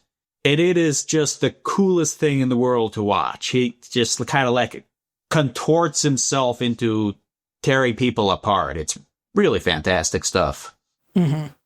And to make sure that they can even get away, because Ko and Shaku and is just fucking owning it on the Greta Garbo, just kicking absolute ass, Yoshi ends up sacrificing herself in a very cool sequence, because it's revealed that the Greta Garbo's like bridge can separate and fly off, and then the rest of the structure can be abandoned. But one of the latches that holds it in place failed to disconnect. And so Yoshi is not only trying to land a fatal strike on Ko and Shaku, she is also trying to break that final connection so that the bridge of the Garbo can fly free. And that whole animated sequence where she is stabbed and she stabs through him, and her extending staff is able to push and break the connection so that they fly free, is just really cool. It's incredibly well animated. And again, it's carrier's rule, because the Greta Garbo, of course, it has this like separate deployment detachment thing. Like, we do need to talk about the conservatively 1,000 members of the IPO that have died during this fighting. Strong union mechanics, welders, and workers who are putting together the contrived science objects to fight the villains. Thank you for your service. Thank you for your but service. also, ACAB includes the International Police Organization. We haven't talked about that. Giant Robo is cop-coded. And one thing I also glossed was that, like, up to this final climactic, like, destruction of the Garbo, as they're fleeing the scene of the failure of these magnetic wires to project the eye into space, because they don't manage to yeet the orb, there's something that you noted here, Zace, which is that there is complementary strife happening both within the experts of justice as they kind of beat themselves up for how that battle went down, but also an internal power struggle among Big Fire. Yeah, I mean, Mr. Alberto, who's working with Genya, is saying that, like, hey, I thought we were here to seize the Shanghai oil fields, and then, Big Fire will have the oil fields and we'll have electricity, and no one else in the world will, and we'll have a step up. But you just kind of bulldozed everything with your giant orb, and now we don't even have that either. What the heck are you doing? And Genya replies, hey, I got Big Fire's, stamp on this operation to do whatever the hell I want, so I'm not going to tell you anything. And it's Much like the Magnificent 10, we are also all meeting in a weird liminal space on giant pillars at different heights to show our level of power in our organization, correct? It's so incredible. Who built this workspace? Evil organizations used to be cool. Yeah, there has to be a division of just master architects who just build villain spaces that are just insane, and I want to intern for them. I have there's a note I have about that pillar thing later, where there's a bit of unintentional physical comedy I think is utterly hilarious with those. It's the one right on top of the other. Oh, I don't think there was anything unintentional about that. It's just like, I'm gonna crush you. When our late game villain, the strategist from the Three Kingdoms, Kongmin, whatever his name is in this, comes with his fan. And he's just like, hey, no, Big Fire said what I'm doing is cool, guys. And everybody's like, yeah, that's probably real. Yeah, as Alice alluded to, there's like some major internal struggles happening in this villain organization about vision and mission and priorities. It's so good. Japanese companies have the worst culture ever. I did want to, Ziace, you mentioned you had a note here about the different portrayals of the face of Giant Robo, which I think is worth talking about. Yeah. Like you mentioned the Egyptians look to him. And I believe the director... oh goodness, what's his name? Emagawa talked about how originally he wanted Giant Robo to have a very Egyptian-looking face, to have kind of a very sort of African visage, kind of. But eventually, a couple episodes in, he just became Arnold Schwarzenegger. Yeah, that kind of strive for a chiseled, very like strong featured face ended up moving in that direction. And if you kind of like keep an eye out for it, episode 1, still very Egyptian. Episode 2, you're kind of halfway to Schwarzenegger. And episode 3 onwards, you're all the way there. It's just him. I'll take it over the other direction. The third direction on the triangle here, which I'm glad we didn't go, is handsome Squidward. So I'll take it. That's true. Giant Robo is towing the line of handsome Squidward in a way we can't confront right now. I do also, one other ZA's note that I really wanted to call out, which the level of care that this show has, the Giant Robo fist break. So up until this point, Giant Robo has never taken damage. This thing is a fucking beast that cannot... It is the juggernaut. An immovable object gets hit by an unstoppable force, and in this case, the unstoppable force loses, but is at the exact midpoint of the OVA series. And I think that is worth talking about. That's it. That's the talking about it, but I wanted more. I was watching it, and I just said, hey, I got to take a screenshot of this bit. It's a good bit. And so I paused the video, and I look at, this is exactly in the middle of the episode of the middle episode. It's well done. It's like poetry. It rhymes. Drop George Lucas in. And then I didn't. Okay. Well, as conflicts continue to unfold between and within these groups, the bridge of the Greta Garbo actually crashes into a mountain, and they're kind of stranded in this blizzardy mountainscape. And a lot of revelations start to come out about who exactly Genya, the pretty boy villain, is, who Genrei is, where she fits into this, because it's been alluded to before, and then we actually, I believe, saw it briefly when they were rescuing Daisaku. She has a kind of power that is strange and that people don't want her to use, and it turns out that it's a form of teleportation that is extremely taxing on kind of her life force. And come to find out in the next couple sequences that that's something she shares with her brother, Genya. As it turns out that they are siblings and they are the children of Vogler. So like, And yeah. we all got that the first time we saw the family photo, right? Like, Yeah. Well, their hair, they're the only two characters with that green undertone in their hair. That was what gave it away for me. Well, I like that there's a lot of different signals to pull from for that. But yeah, it turns out these two are the children of Vogler, and as things play out, so there's something this OVA does that we haven't really touched on, which is whenever they're doing like flashbacks to the tragedy of Bashtarl, like this accident that happened, they go black and white in a way Seizure that is warning. First of all, seizure warning. There's a lot of strobing black and white stuff happening, but it also visually just looks stunning. It's like really cool. It's such a cool contrast. Looking. It's kind of scary. It's a bunch of old men yelling at each other is what it is. And that's kind of scary in black and white with a bunch of flashing lights. But yeah, they're flashing back to it. And what we eventually find out is that this accident that it was characterized that Vogler was the one who caused the accident, the tragedy at Bashtarl. And then what we come to find out is that, in fact, it was Shizuma who they were 98% of the way to this perfect clean energy. And he was like, fuck it, we'll do it live, ship it, just whatever. Let's do the experiment. Fucking Todd Howard ass. Yeah, it ended up being catastrophic in a way that Vogler actually tried to stop. It just works. Footage of Bashtarl. It really is. It's wretched. So yeah, now so we know this kind of truth of Bashtarl, and you have some good notes here, Z-Ace, about the cards on the table here and the character of Vogler, because he starts really intimidating and then kind of has this flip. Yeah, like this is kind of, where you kind of see the craft of the storytelling here in the show, where Vogler is kind of this very perfect character, where he kind of switches from being the one conscientious, good scientist, who doesn't want to do the bad experiment that'll kill everyone. And then kind of, as soon as the experiment goes underway, he's like, oh, okay, well, if we're going to be doing this, let's go all the way in on it. And so he's this character who's like both a good scientist and a mad scientist in kind of the exact way the show needs him to be, so you can have this whole big reveal here. And it works and it's cool, but if you, it's the kind of thing you catch on a rewatch. It's almost just a little bit too perfect, I think. Well, from a storytelling perspective, the show has lied to us as the viewers up until this point. It has through its retellings and its flashbacks, which have not always been recollections. So generally they're framed as a recollection of one character to another giving this flashback, but there are times when we just get that flashback and it's framed in such a way that we do believe that he's the villain of the story.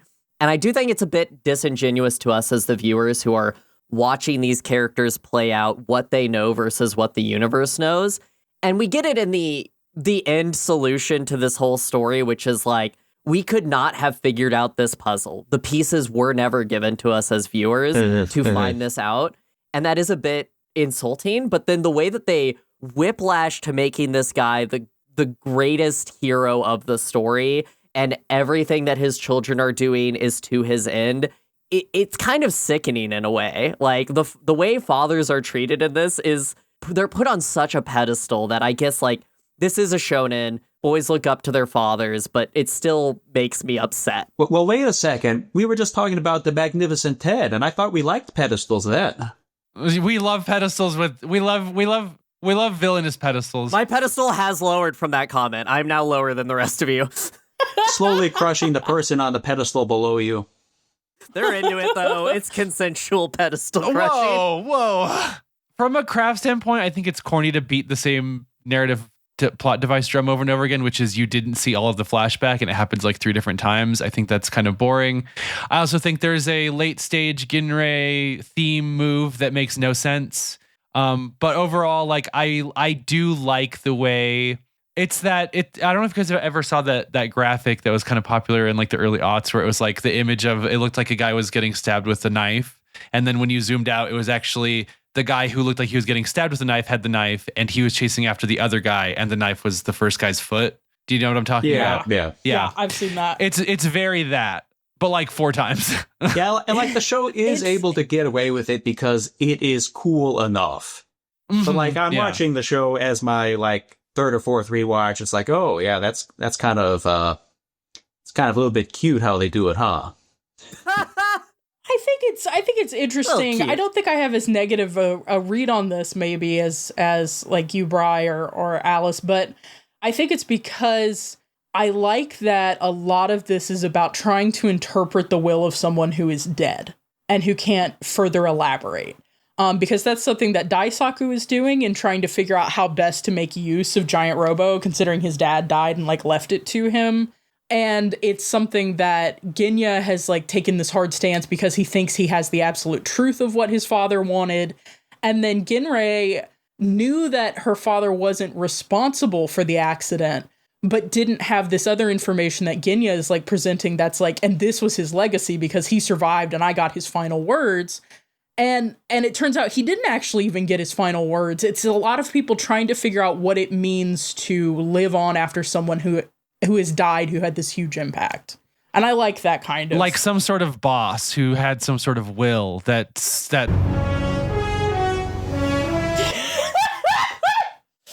Truly, Vogler is the boss of...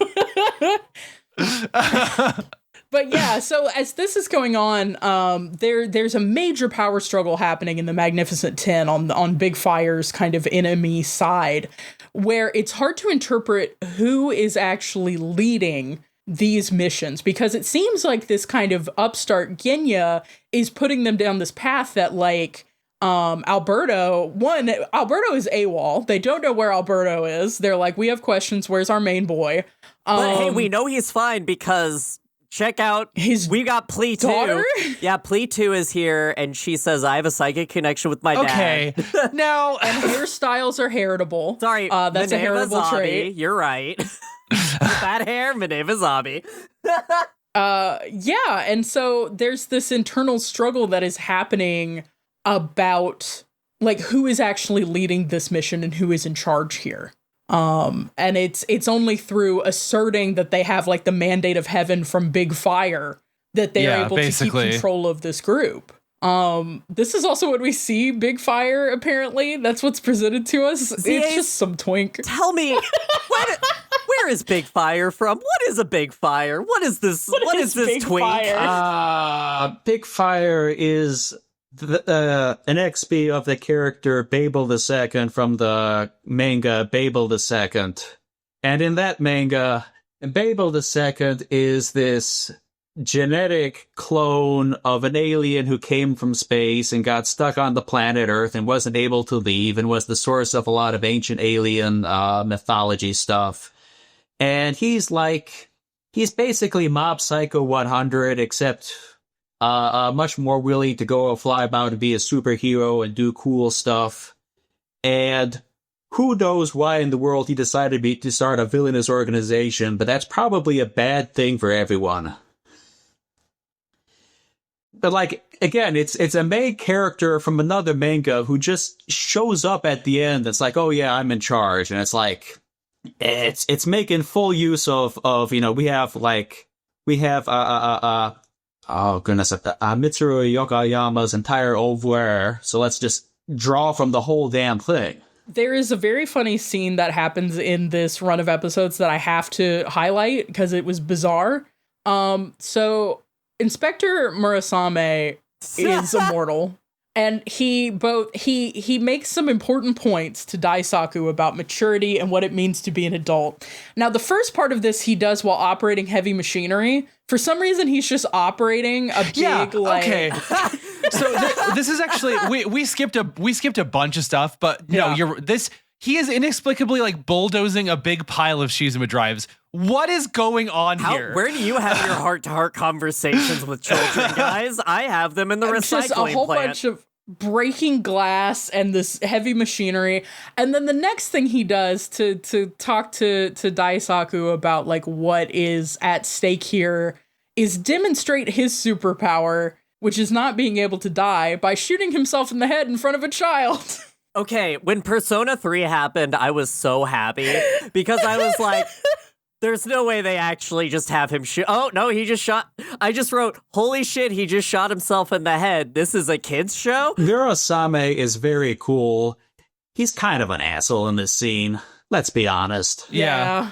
So what I like about this scene, and one of the things we skipped is a whole episode about Giant Robo's first launch. People should watch that episode. It has an incredibly cool ocean fight in it. Anyway, the thing that's happening here is we're learning that he has an extremely twisted perspective on the nature of sacrifice because he can't die, right?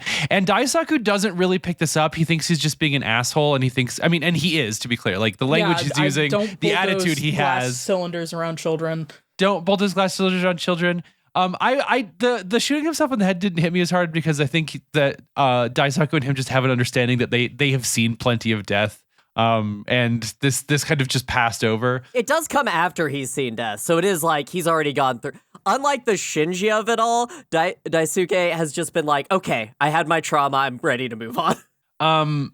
But yeah, we're getting the emotional arc that Daisaku has in this episode hits so hard for me. I think it fucking rules. But shall we be attacked by the coolest Magnificent 10 members so far, or where the fuck was Red Mask this whole time? Yeah, they deploy more cool guys. The cool guys have arrived. So yeah, ZAs, I want you to walk us through this, because these are all people I don't know, and I don't know where they're from, and suddenly the Ninja Society has attacked. Yeah, I mean, I'm not super familiar with these characters myself. I do kind of know where they're from. I guess I'll go through them. Red Mask is the big ninja guy who has got his own giant robo for some reason.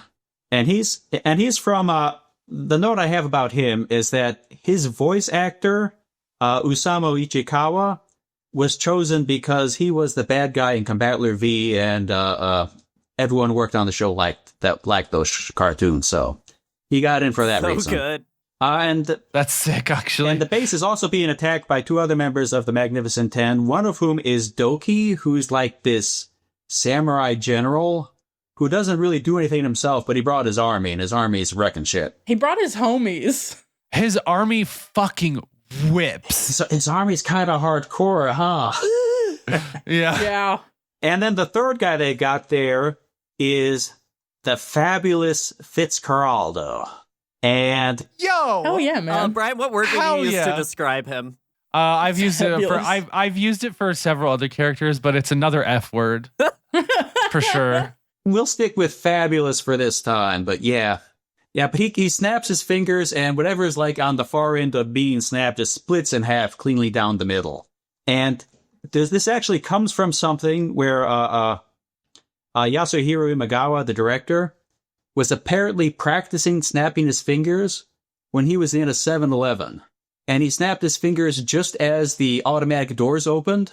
And from that, he thought, that's the coolest superpower in the world. I need to put that in a cartoon.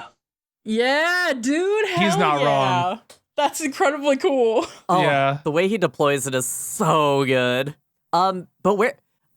in your notes earlier, you had mentioned it, but where we've found ourselves with all of our major characters converging on what is essentially a secret village in the mountains. Yeah, Ryozanpaku, which is the Experts of Justice headquarters, and which is literally a secret village in the mountains from a bunch of Chinese folk tales and wuxia and such. It is known, famous, legendary place.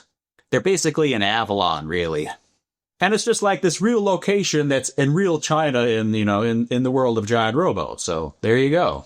Sorry, one thing I should mention that's in the episode we glossed over is that Tetsugu does appear to die, sacrificing himself for... Yeah, the gang has really come around on him. There is a couple of moments in these episodes where people just tell the kid to stop being sad about things because they need his giant robot.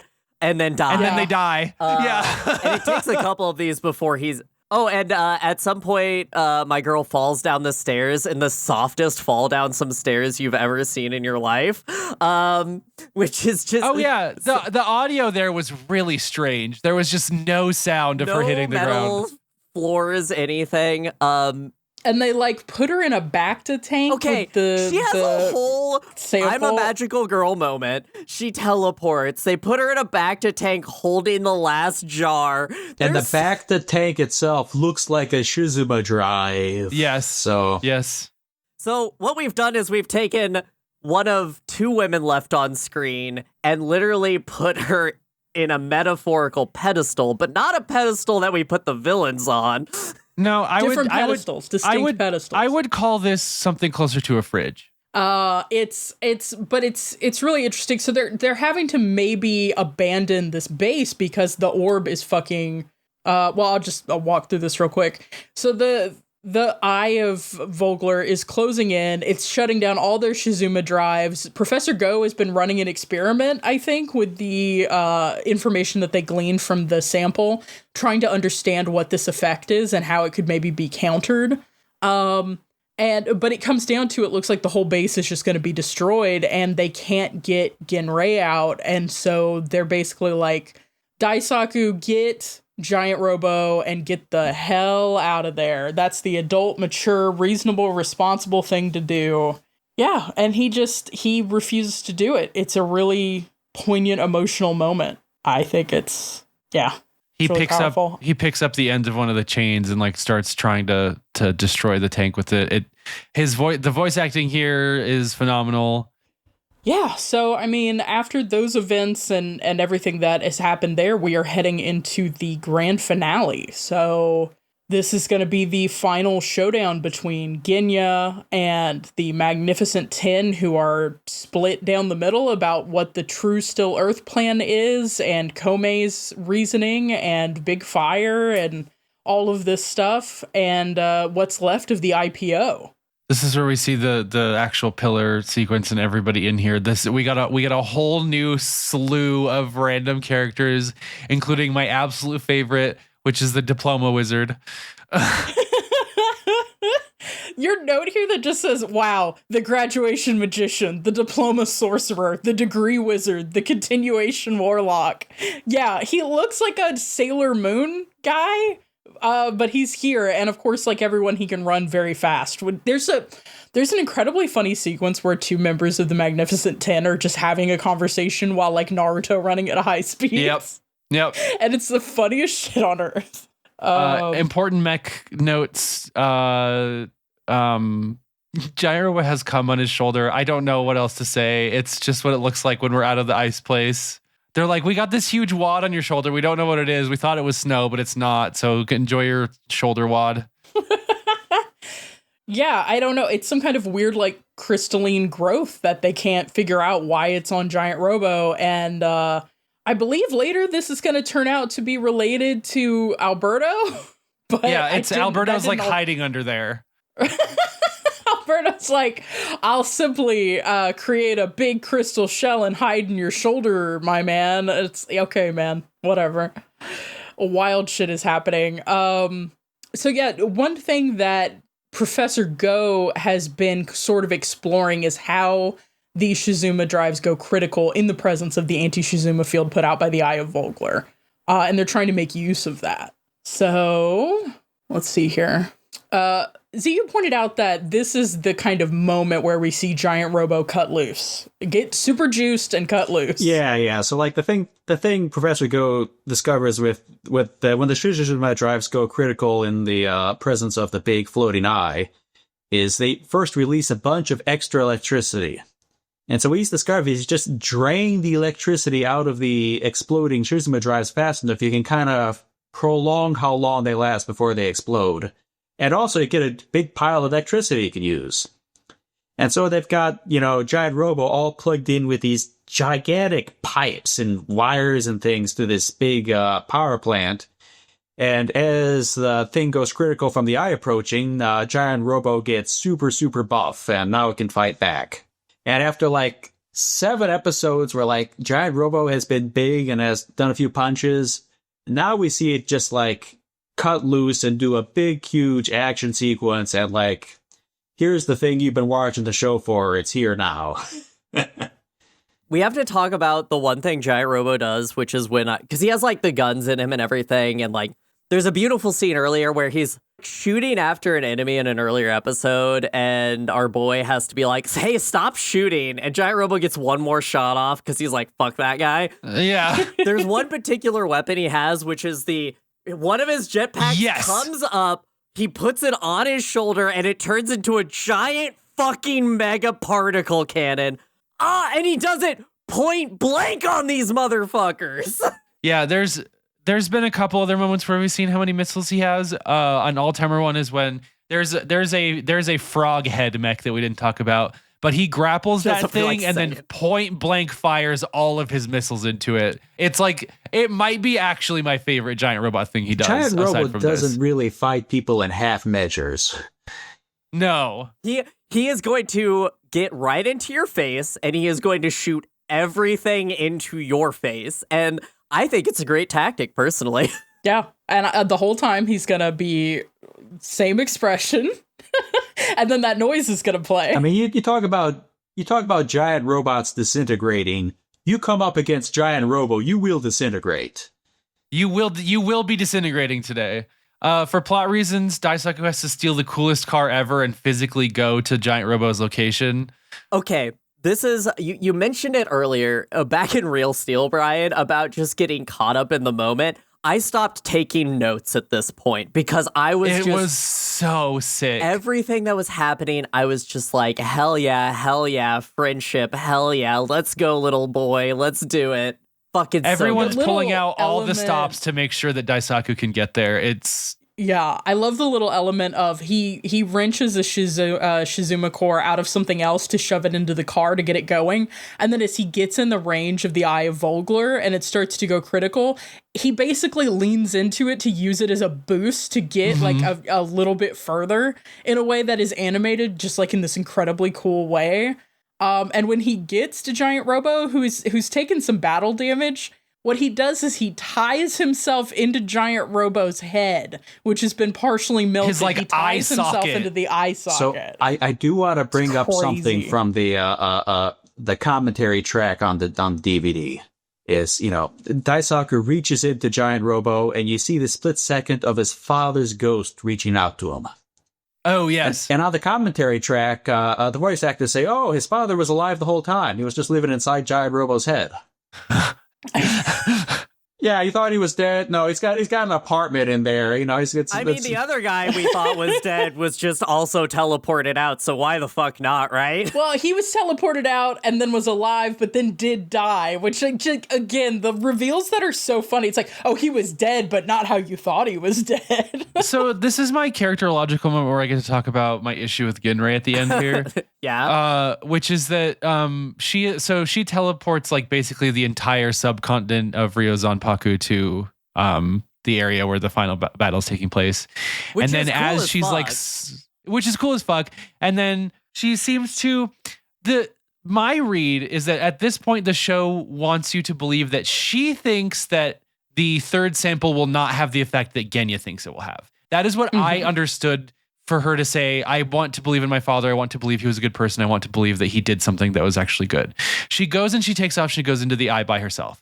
At this point, she has like a cool Metal Gear sequence where she's crawling through all the ducts and stuff. She has a cool scene with Kenji. But then when she finally gets to Genya, she's brought the third sample to him. And she's brought it here, turnabout, to smash it in front of him. This makes no sense to me.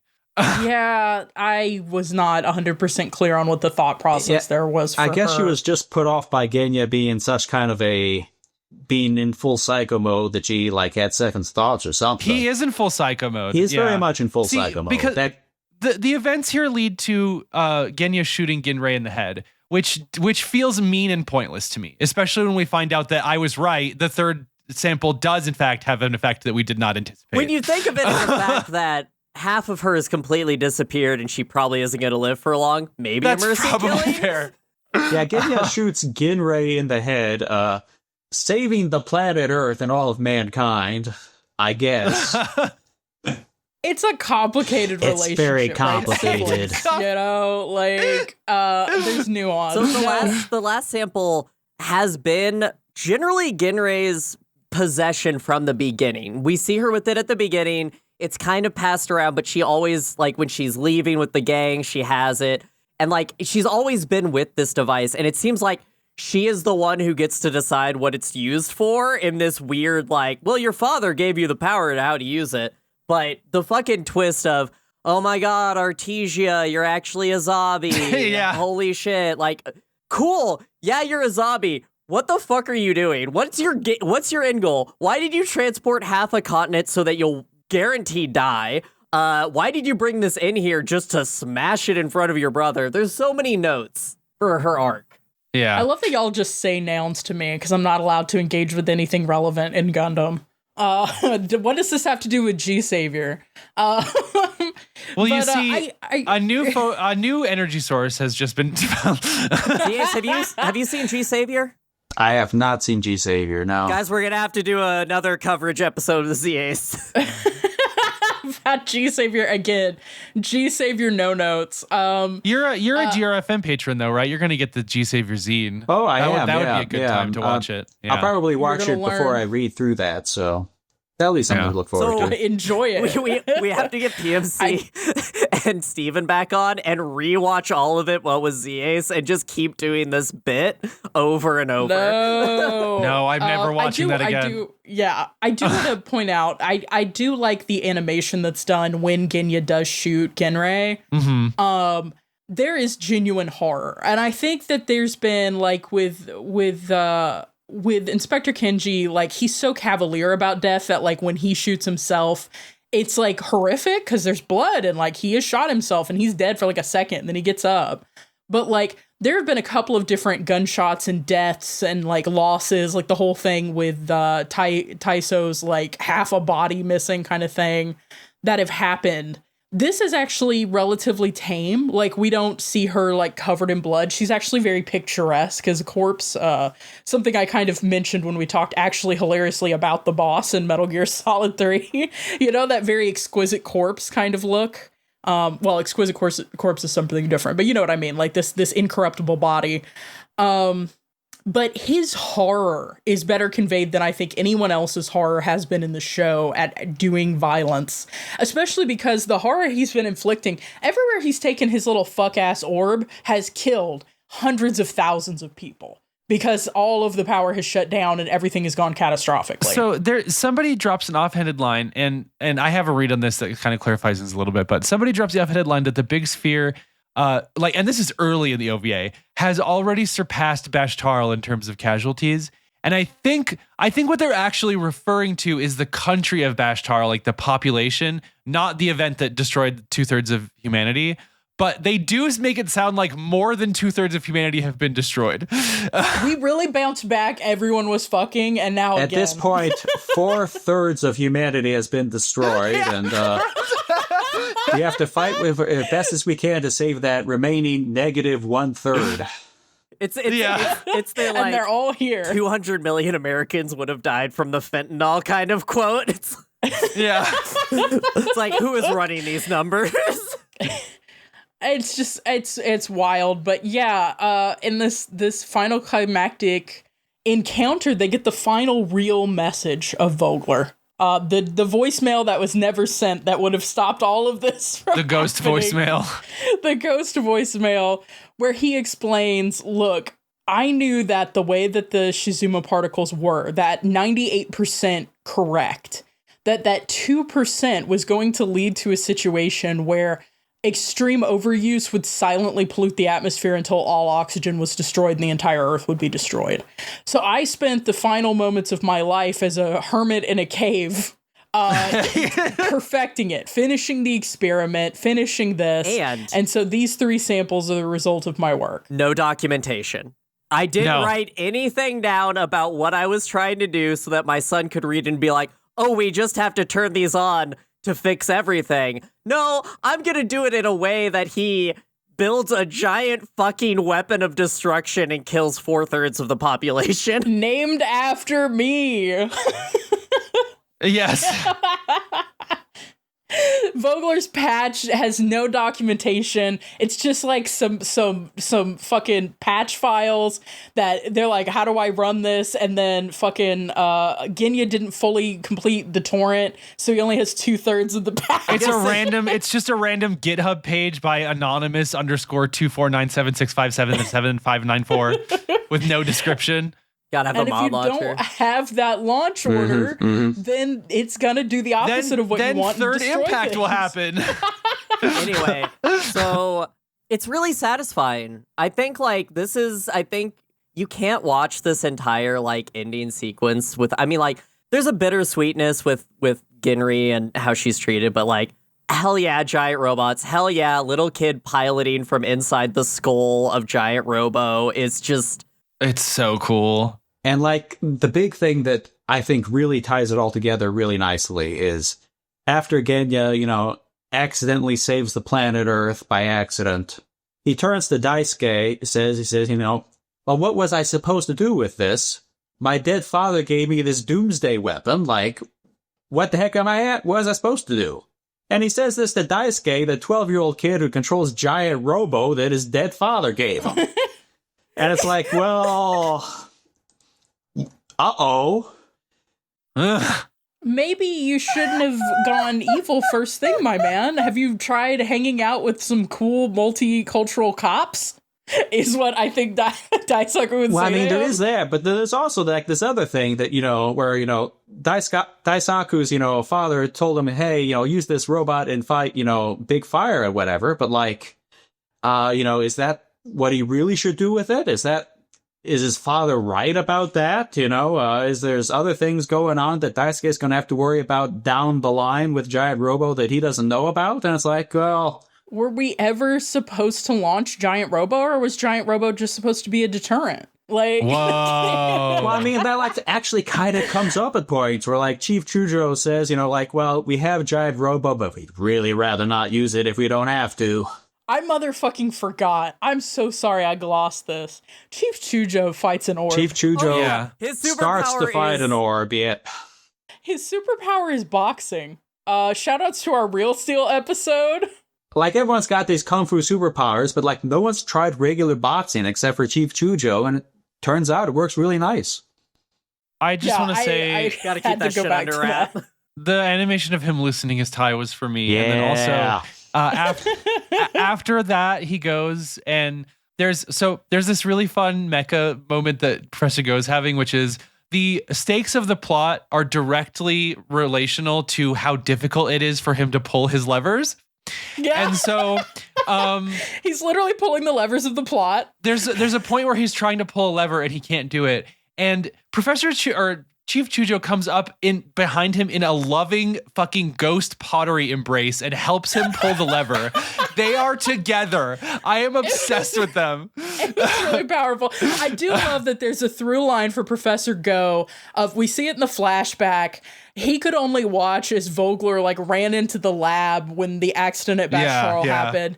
Like he has survived a whole bunch of stuff, but he is constantly feeling like his only power is to witness something terrible happen. And so there is a little bit of pathos for me in him literally.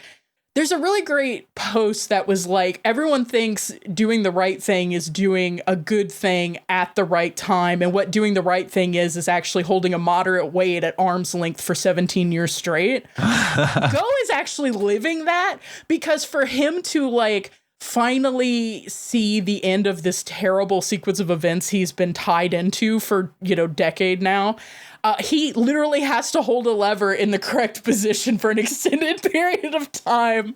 And I do love that Chief Chujo came back to like help him do that to make sure that Giant Robo could finish the fight. But yeah, it was also gay. Anyway, any closing thoughts here, y'all, about Giant Robo, the day the Earth stood still? I defer to see Zace as we're going in reverse order. Oh, thank you so much for respecting it. Oh, goodness. Like, I could talk about Giant Robo for another 20 hours if y'all wanted, but I think it's the show's kind of interesting because like it is weirdly very exposition heavy. It's always folks talking to each other, but like it makes that really exciting with like, well, everyone's not always saying everything at once, or like they're going to have the conversation while Naruto running to a robot battle, or, there's always stuff happening even when they're talking. And it's really something you don't see in like a lot of shows don't look this good. A lot of shows aren't like paced this good. And so it's just a really great example of like everything kind of coming together just right in an OVA. I couldn't get past, like I mentioned it a couple times, I couldn't get past how much of this was reinterpreted in Eva. Like a lot of the dynamics, a lot of the running giant cords for mega weapons to take on the angel in the middle of the city, you know, Eva thing. Yeah, and like some of the imagery of like the Eye of Vogler, I kept thinking this looks like an angel, and then I had to recontextualize in terms of time, and I was like, oh no, angels look like the Eye of Vogler. Like, you know, like there's a lot happening here. But I also think it's really interesting because we saw it in Mazinger and we've seen it now in Giant Robo. There's this trope of like the child that commands the robot is given this duty by a family member who has died, and like that is their legacy. And I think it's interesting that that's like lampshaded with Shinji Ikari and Evangelion, because he doesn't know that, you know, spoilers, the giant robot is his mom. But Happy that's Mother's familial. Happy Mother's Day to all mecha. He doesn't know that there is that literal, like, the ghost of my dad has built an apartment in my mecha kind of energy. He doesn't realize, like, how literally close he is to that kind of familial connection. I think it's interesting that, like, seeing kind of the OG versions of, like, how do you acquire a mecha be reinterpreted by later stuff, and especially in this really obvious way, it's really interesting to look at in terms of legacy of this in the genre. I think the original Giant Robo and like the special effects show too, I don't think it was built by the kid's dad. So that's actually something later they brought into the revival here. So it's okay. My closing thoughts. Thank you. I've wrote a speech. So I can't argue my co-hosts into feeling the same way about Giant Robo that a 12-year-old boy from Kanto would feel. But I think Giant Robo, what we've just watched, is such an example of old anime can actually be good. Studios would take big swings on adaptations, and the amount of work put into them would put modern productions to shame. This was produced over the course of 10 real-life years. The amount of hands that touched this show that were involved in it, we talked about it having different directors of photography, and just storyboard artists. Like, it's crazy. We have more anime now than we did back then, but it's been commercialized in a way that steals this level of spectacle from us.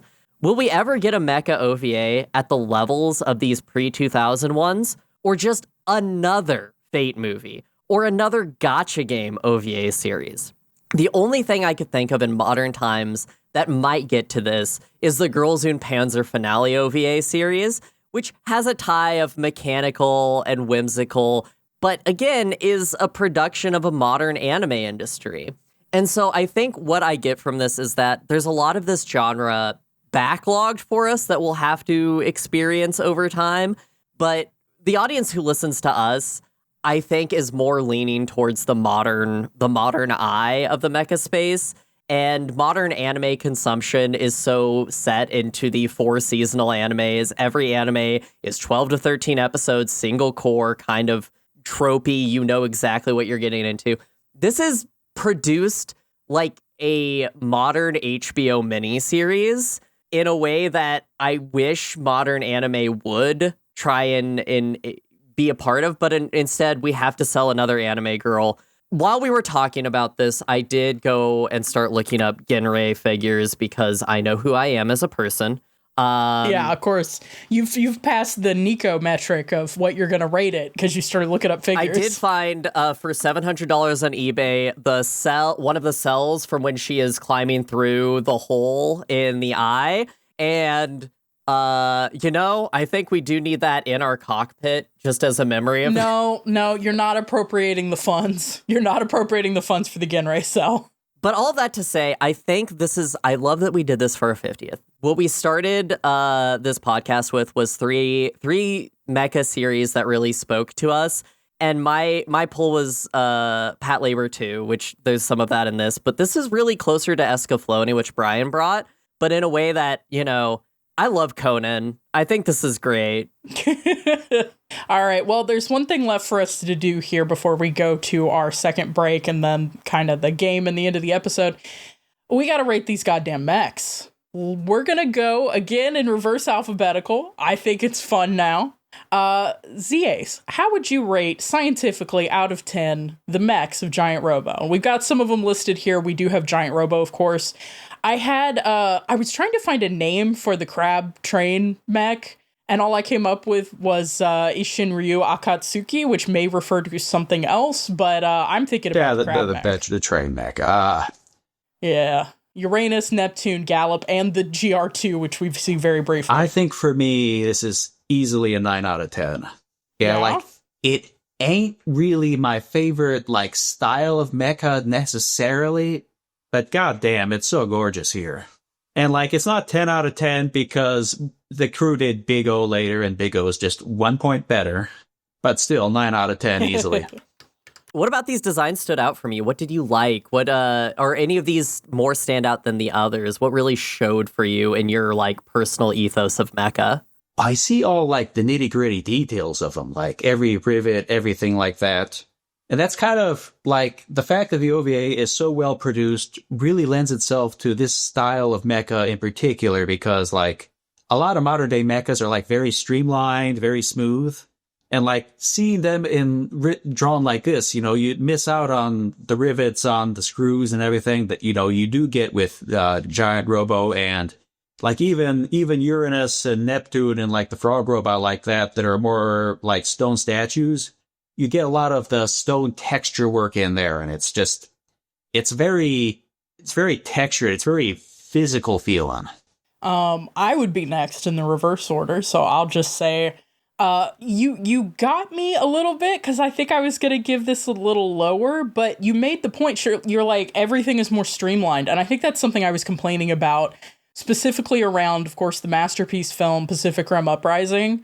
I was really frustrated with the fact that they all looked like sports cars that had slightly different attachments.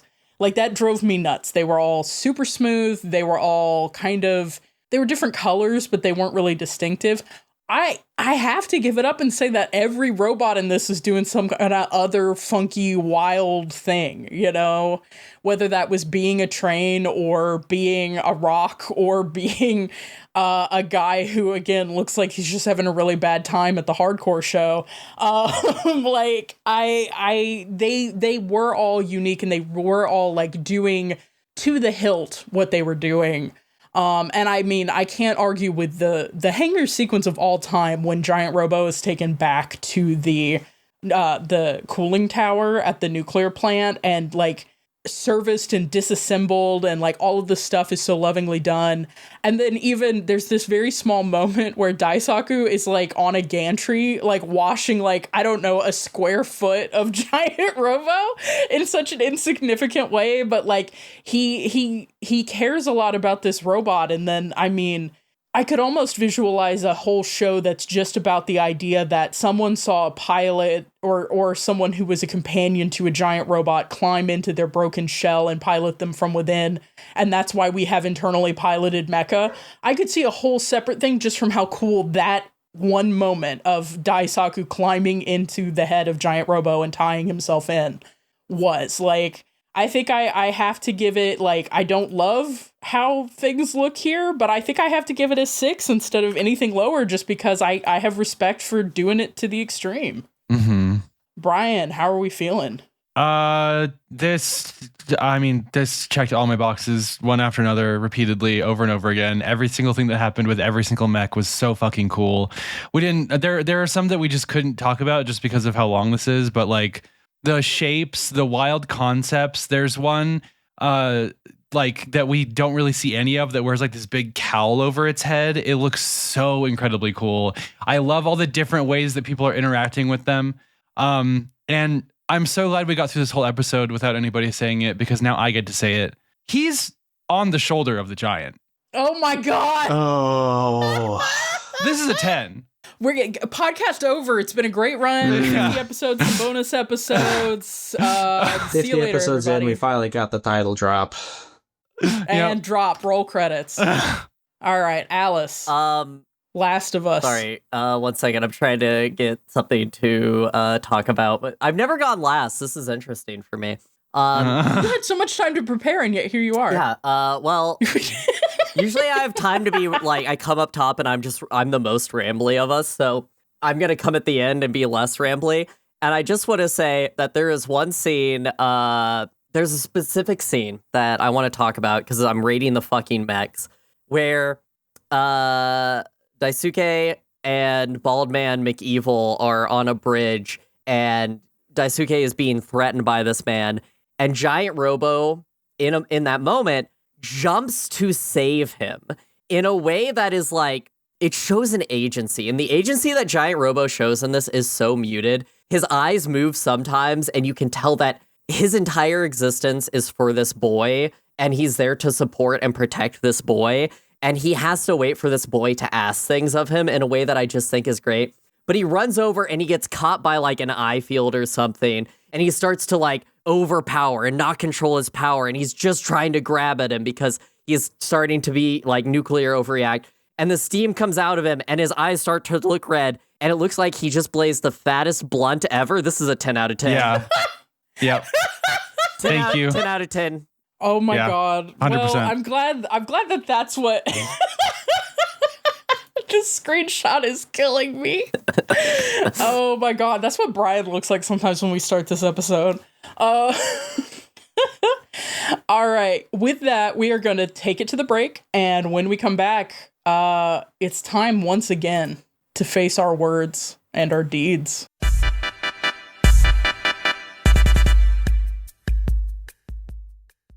Hey guys, Alice here. Thanks for listening to On the Shoulders of Giants. We're really happy you're here, but if you know anybody who might be interested, we'd love if you share our work with them. If you are enjoying what we're doing, maybe send us a message, or what would really help us out is if you leave a review online. Really, a lot of the algorithms will push people down if they don't have reviews, so it really helps if you just go and write something on the internet. Heck, we might even read one on the podcast if it's really nice and makes our hearts go doki doki.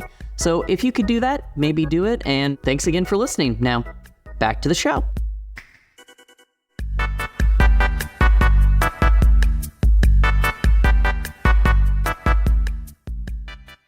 Welcome back from the break. As alluded to, it's time for us to face our own shadowed past. Our game today is called Power Stances, Return to Our Words and Deeds. Okay. There is a specter haunting OSG Pod, a specter not unlike the tragedy of Bashtarl, and that is the specter of our official stances. The last time these dark memories who maintains them? The specter is Ghost. Ghost is reaching from the cockpit where Ghost has an apartment. The last time these dark memories haunted us was episode 26, which was our 1-year anniversary episode where we covered Heaven Will Be Mine. Now, another year on, and while celebrating our 50th episode, we must confront the darkness in our pasts with another round of questions about these stances compiled as ever by our diligent scribe and friend of the show, and mod of the Discord, Ghost. So I'm going to ask you all, and Zace, I'm sorry, you're kind of collateral damage in me shaming the co-hosts, but you're a listener, you're a dedicated listener, so hopefully you can clown on everyone. Sure. I think that'd just be funny. So I'm going to ask all of you. You don't have to sure that. This is the confidence that is going to get you removed from the podcast, Alice. Every time we have a guest, it's an elimination round. So I'm going to ask all of you a question about our official stances. So you all get to choose an answer. And for each of you who gets it right, you will get a point. And so the person who gets the most points will be our winner and the one most deserving of the beautiful night. Are you ready to play? Let's launch into it.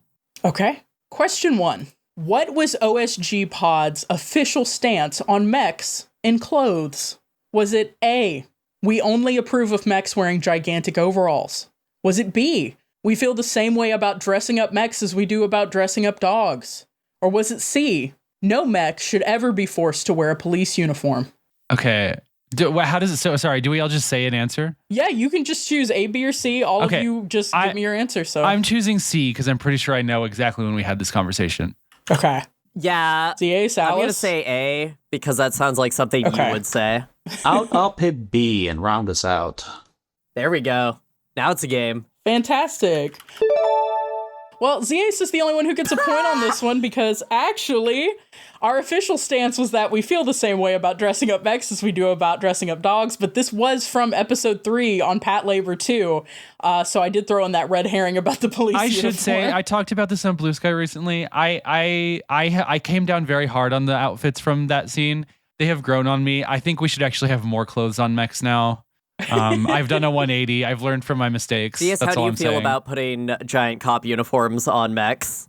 Not so hot on giant cop uniforms. What about flak vests? The right show, yeah. You wouldn't put a flak vest on like Giant Robo though. That wouldn't do anything. It would for me. I feel like Giant Robo should have a dapper little I can vest. see Giant Robo with like a nice tie. Yeah. The Yes. boss is He's tied. going to work. He's going You know, to with work. his black or maybe brown attaché case, you know. Who can really tell what color it is? All right. Question 2. For what crime should a person be sent to hell forever, according to our show? Is it A, charging more for an Impossible burger than a meat one? Is it B, making a burger out of Wagyu beef? Or is it C, serving a burger medium rare? You can't be doing that with ground beef. A. Fuck those people. Fuck them. It's made out of plants. I think it's B. I think I said this, and I think I was saying it about B. Well, really, everyone should be Yes. sent to hell. Hey, that's the official stance of the pod. Everyone should be sent to Okay, hell. I'm going to go with which one was the Wagyu beef? I'm That's going B. with B again. All right. Well, Alice gets the point on this one. Damn. It was actually her own hard I know. stance. If anyone charges $4 more for an Impossible burger than a meat one, they should go to hell forever. If you see any from episode menu 7. and you see substitute any real meat patty for an Impossible patty plus $4, those people should be shot. They will be the first against the wall Where's when Giant the Robo? revolution I pull out my comes. watch and I say, Giant Robo, crush them! All right. Question 3. Which company have we specifically told to fuck off and asserted has failed society? Is it A, EA? Is it B, Hasbro? Or is it C, Konami? All of Fuck. the above. Y'all only picking one? Yeah. Well, there's only one that we have both told to fuck off and have asserted has failed society specifically as a quote. And I'm picking- asserted it's an official stance. Yeah, it has to meet all Society three matches. specifically. Oof. I'm picking Konami. Konami is Okay. 2024's most hated company on OSG. I'll also go with Konami. All right, what do you think? I want to Okay. say EA because Alice? fuck EA always. That's very valid, but Bri and Z-Ace get the point on this one. It was Konami. That was from episode 16, Metal Gear Solid 1, and episode 25, Metal Gear Solid 4. We were pissed. Yeah, y'all talk about Metal Gear Solid enough. I figured that was a safe bet. Yeah. Yeah.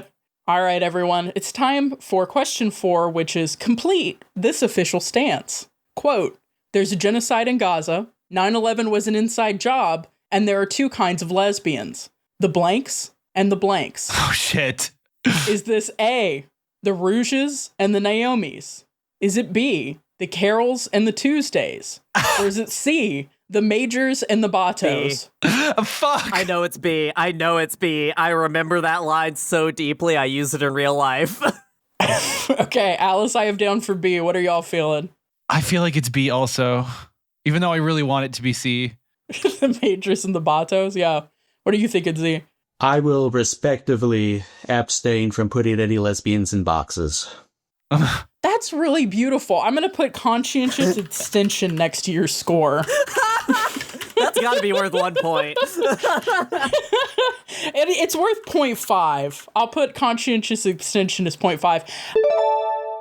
Everybody gets a point except for Z, who gets a half a point because, yes, it was the Carols and the Tuesdays.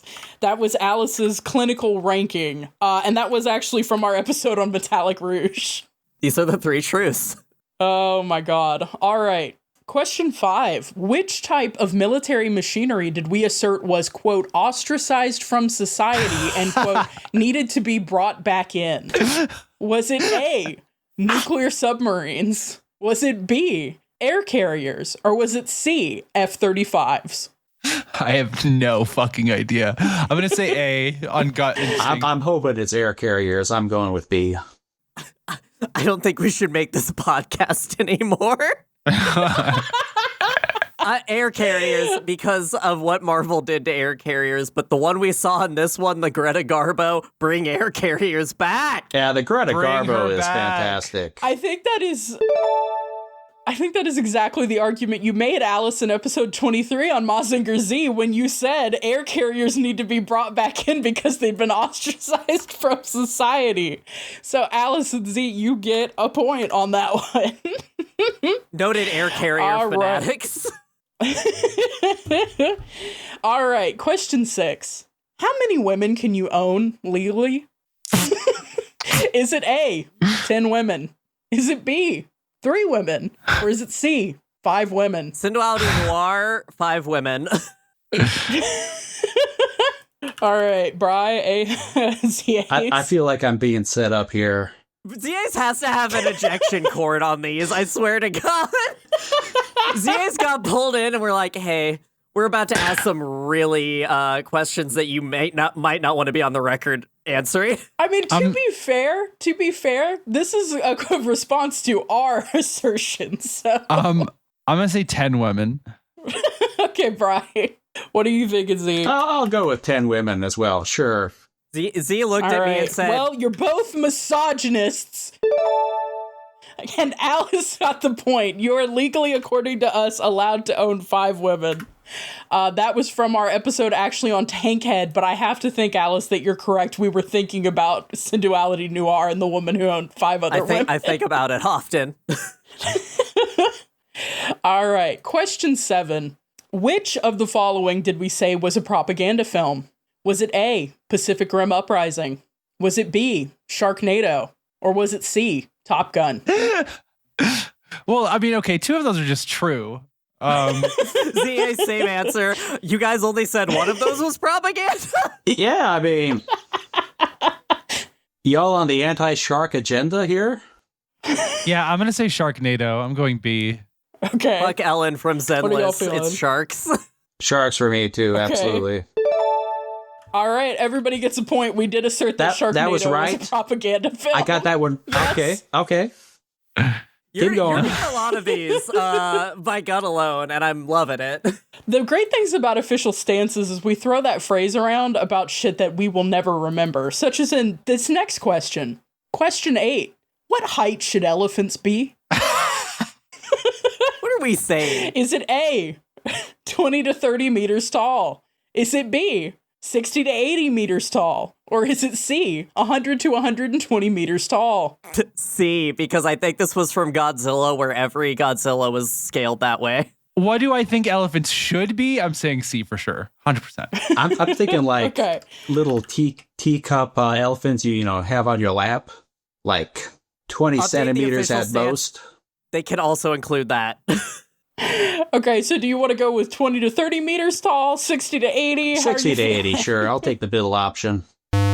All right, nobody gets any points because elephants legally should be 20 to 30 meters tall. I don't know why the fuck we said that. That's from episode 26, Heaven Will Be Mine. I literally don't know why that That's came from up. Heaven Will Be Mine? I cannot imagine why we said that. It was an official stance. This podcast This is a fun bit. You're giving the viewers a little task to do after they watch this episode. They can go back and find out when y'all talked about elephants. Why the fuck we would have said that? I know elephants are Brian's favorite animal, but I don't know why we would have been saying they should People be should 20 listen to the 30 Heaven Will Be meters Mine tall. episode absolutely. anyway again. Everyone just do it again. I do love that Okay. Ghost didn't put Question- timestamps in. I think Ghost should have to re-listen to all of Price of Smiles again to put in timestamps. Ghost put timestamps in. I can provide those. Ghost did provide timestamps. Ghost is nothing if not a diligent scribe that we keep trapped in the monastery basement, making them watch Price of Smiles. Where are we keeping ZAs in the shoulder blade guns? Yeah, you can live in the shoulders. Question 9. Which of the following is something we said you should not use your TTRPG group for? Is it A, a polycule, B, group therapy, or C, a podcast? Fucked one of those up. C. I think we're huge hypocrites and we should say C. I think it's Okay. I feel like it's B. B feels like an official stance we would make. I'll also go with B, I guess. That is correct. You get another point. We said, please don't use your TTRPG group for unscheduled group therapy. It's fine for you to use your TTRPG group for a podcast. That's how Alice and Brian and I got together. All right, let's put these points in. You know, it's actually pretty close. Oddly enough, it's half a point close. All right. Question 10. This is our penultimate question. Which political/ideological group did we advise to, quote, get it together? Was it A, terrorists? Was it B, Democrats? Or was it C, anarchists? Shit. I want Terrorists. you to edit ZA saying you guys aren't against all, like that, just put that after each question. It's like, yeah, all of You know them? what? It's not all of the above? It's anarchist because I remember the speech I gave about them. Z, what are you feeling? Well, I mean, there's what's in my heart, and there's the official stance of the podcast. So I'm also going to go with anarchists, I think. That is correct. We told anarchists, a group that famously loves organizing, to get it together.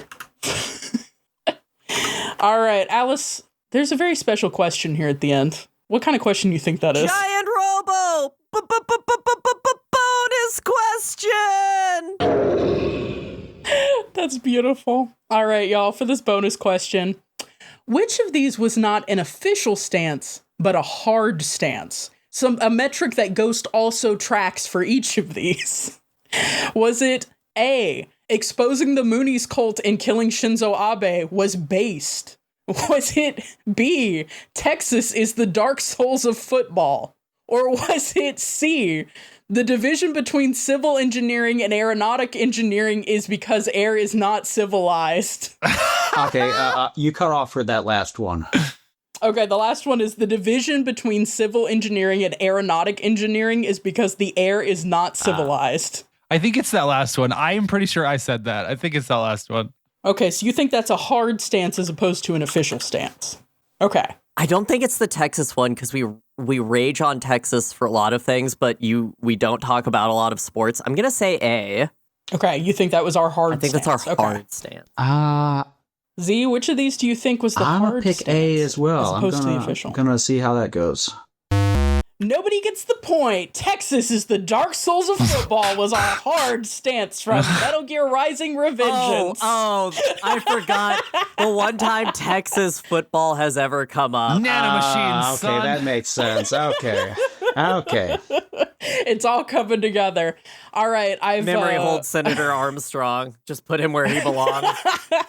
All right, I handed our results here to Professor Go, and he has made a lightning calculation. Is he pulling the lever? He's pulled a lever, and the result is, Brian, unfortunately, I'm giving you sort of a limp bouquet. You got 3 points here. So good at remembering. Z-Ace, you get a little tiara. You got 6.5 points. All That's right. wonderful. And Alice, you get the brand new Barbie pink Malibu car with 7 points. But you were so... If Z-Ace hadn't abstained out of respect...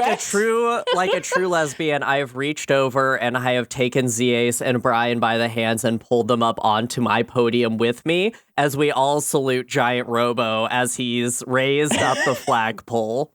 And the noise plays. And the noise plays!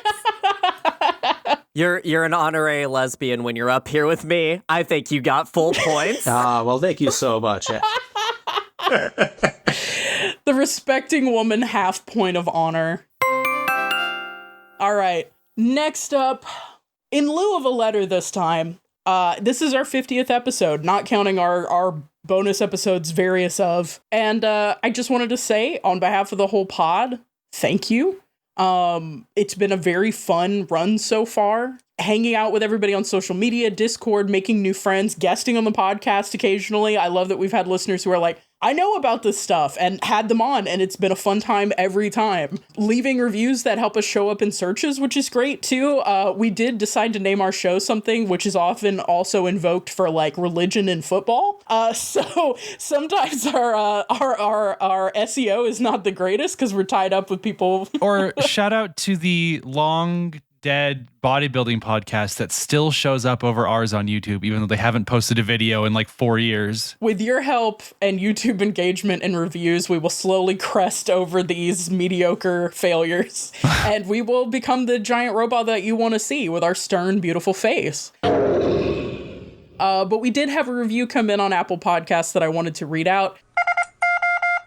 This is from Oxmina. The title of the review is Queer and Phenomenal, and this is the thought-provoking and intriguing content of the review.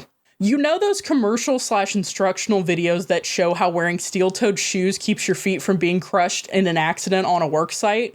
That's what my mech is used for. Now, what do we think? Now, what did they mean by this? Yes, this brings an interesting question, and the question being, what are you talking about? Which part is your mech used for? And I would like to posit that the mech is specifically used to show the videos, and it is just a big TV with legs. See, I suggested that the mech is used to crush the toes. Mine is, it's just one giant steel-toed boot that is crushed for the different videos to show where if you don't, like, it has one foot that's steel-toed and one that's not, and it just keeps getting its toes cut off each video. Oh, that's so awful. Z-Ace, do you have any speculation about where the mech factors into this scenario? I have no clue here on this one, I'm afraid. You don't want to contemplate mech toes? I'm ashamed instantly of the gesture I did with that. Yeah, me too. That's the same gesture Ishikawa did. Contemplating mech toes can be something you say for the gun sword episode. Oh, yeah. Oh, my God. Well, like I said, just thank you very much to everyone. Yeah, I'm parasocial with our fans. Still parasocial. I think it's really cool that for our 50th episode, we did an episode that was 50 minutes long and only 50 minutes long. Our shortest runtime yet. No. This is great. This has been fun. I think, yeah, we've done this for a few years now. This is fun.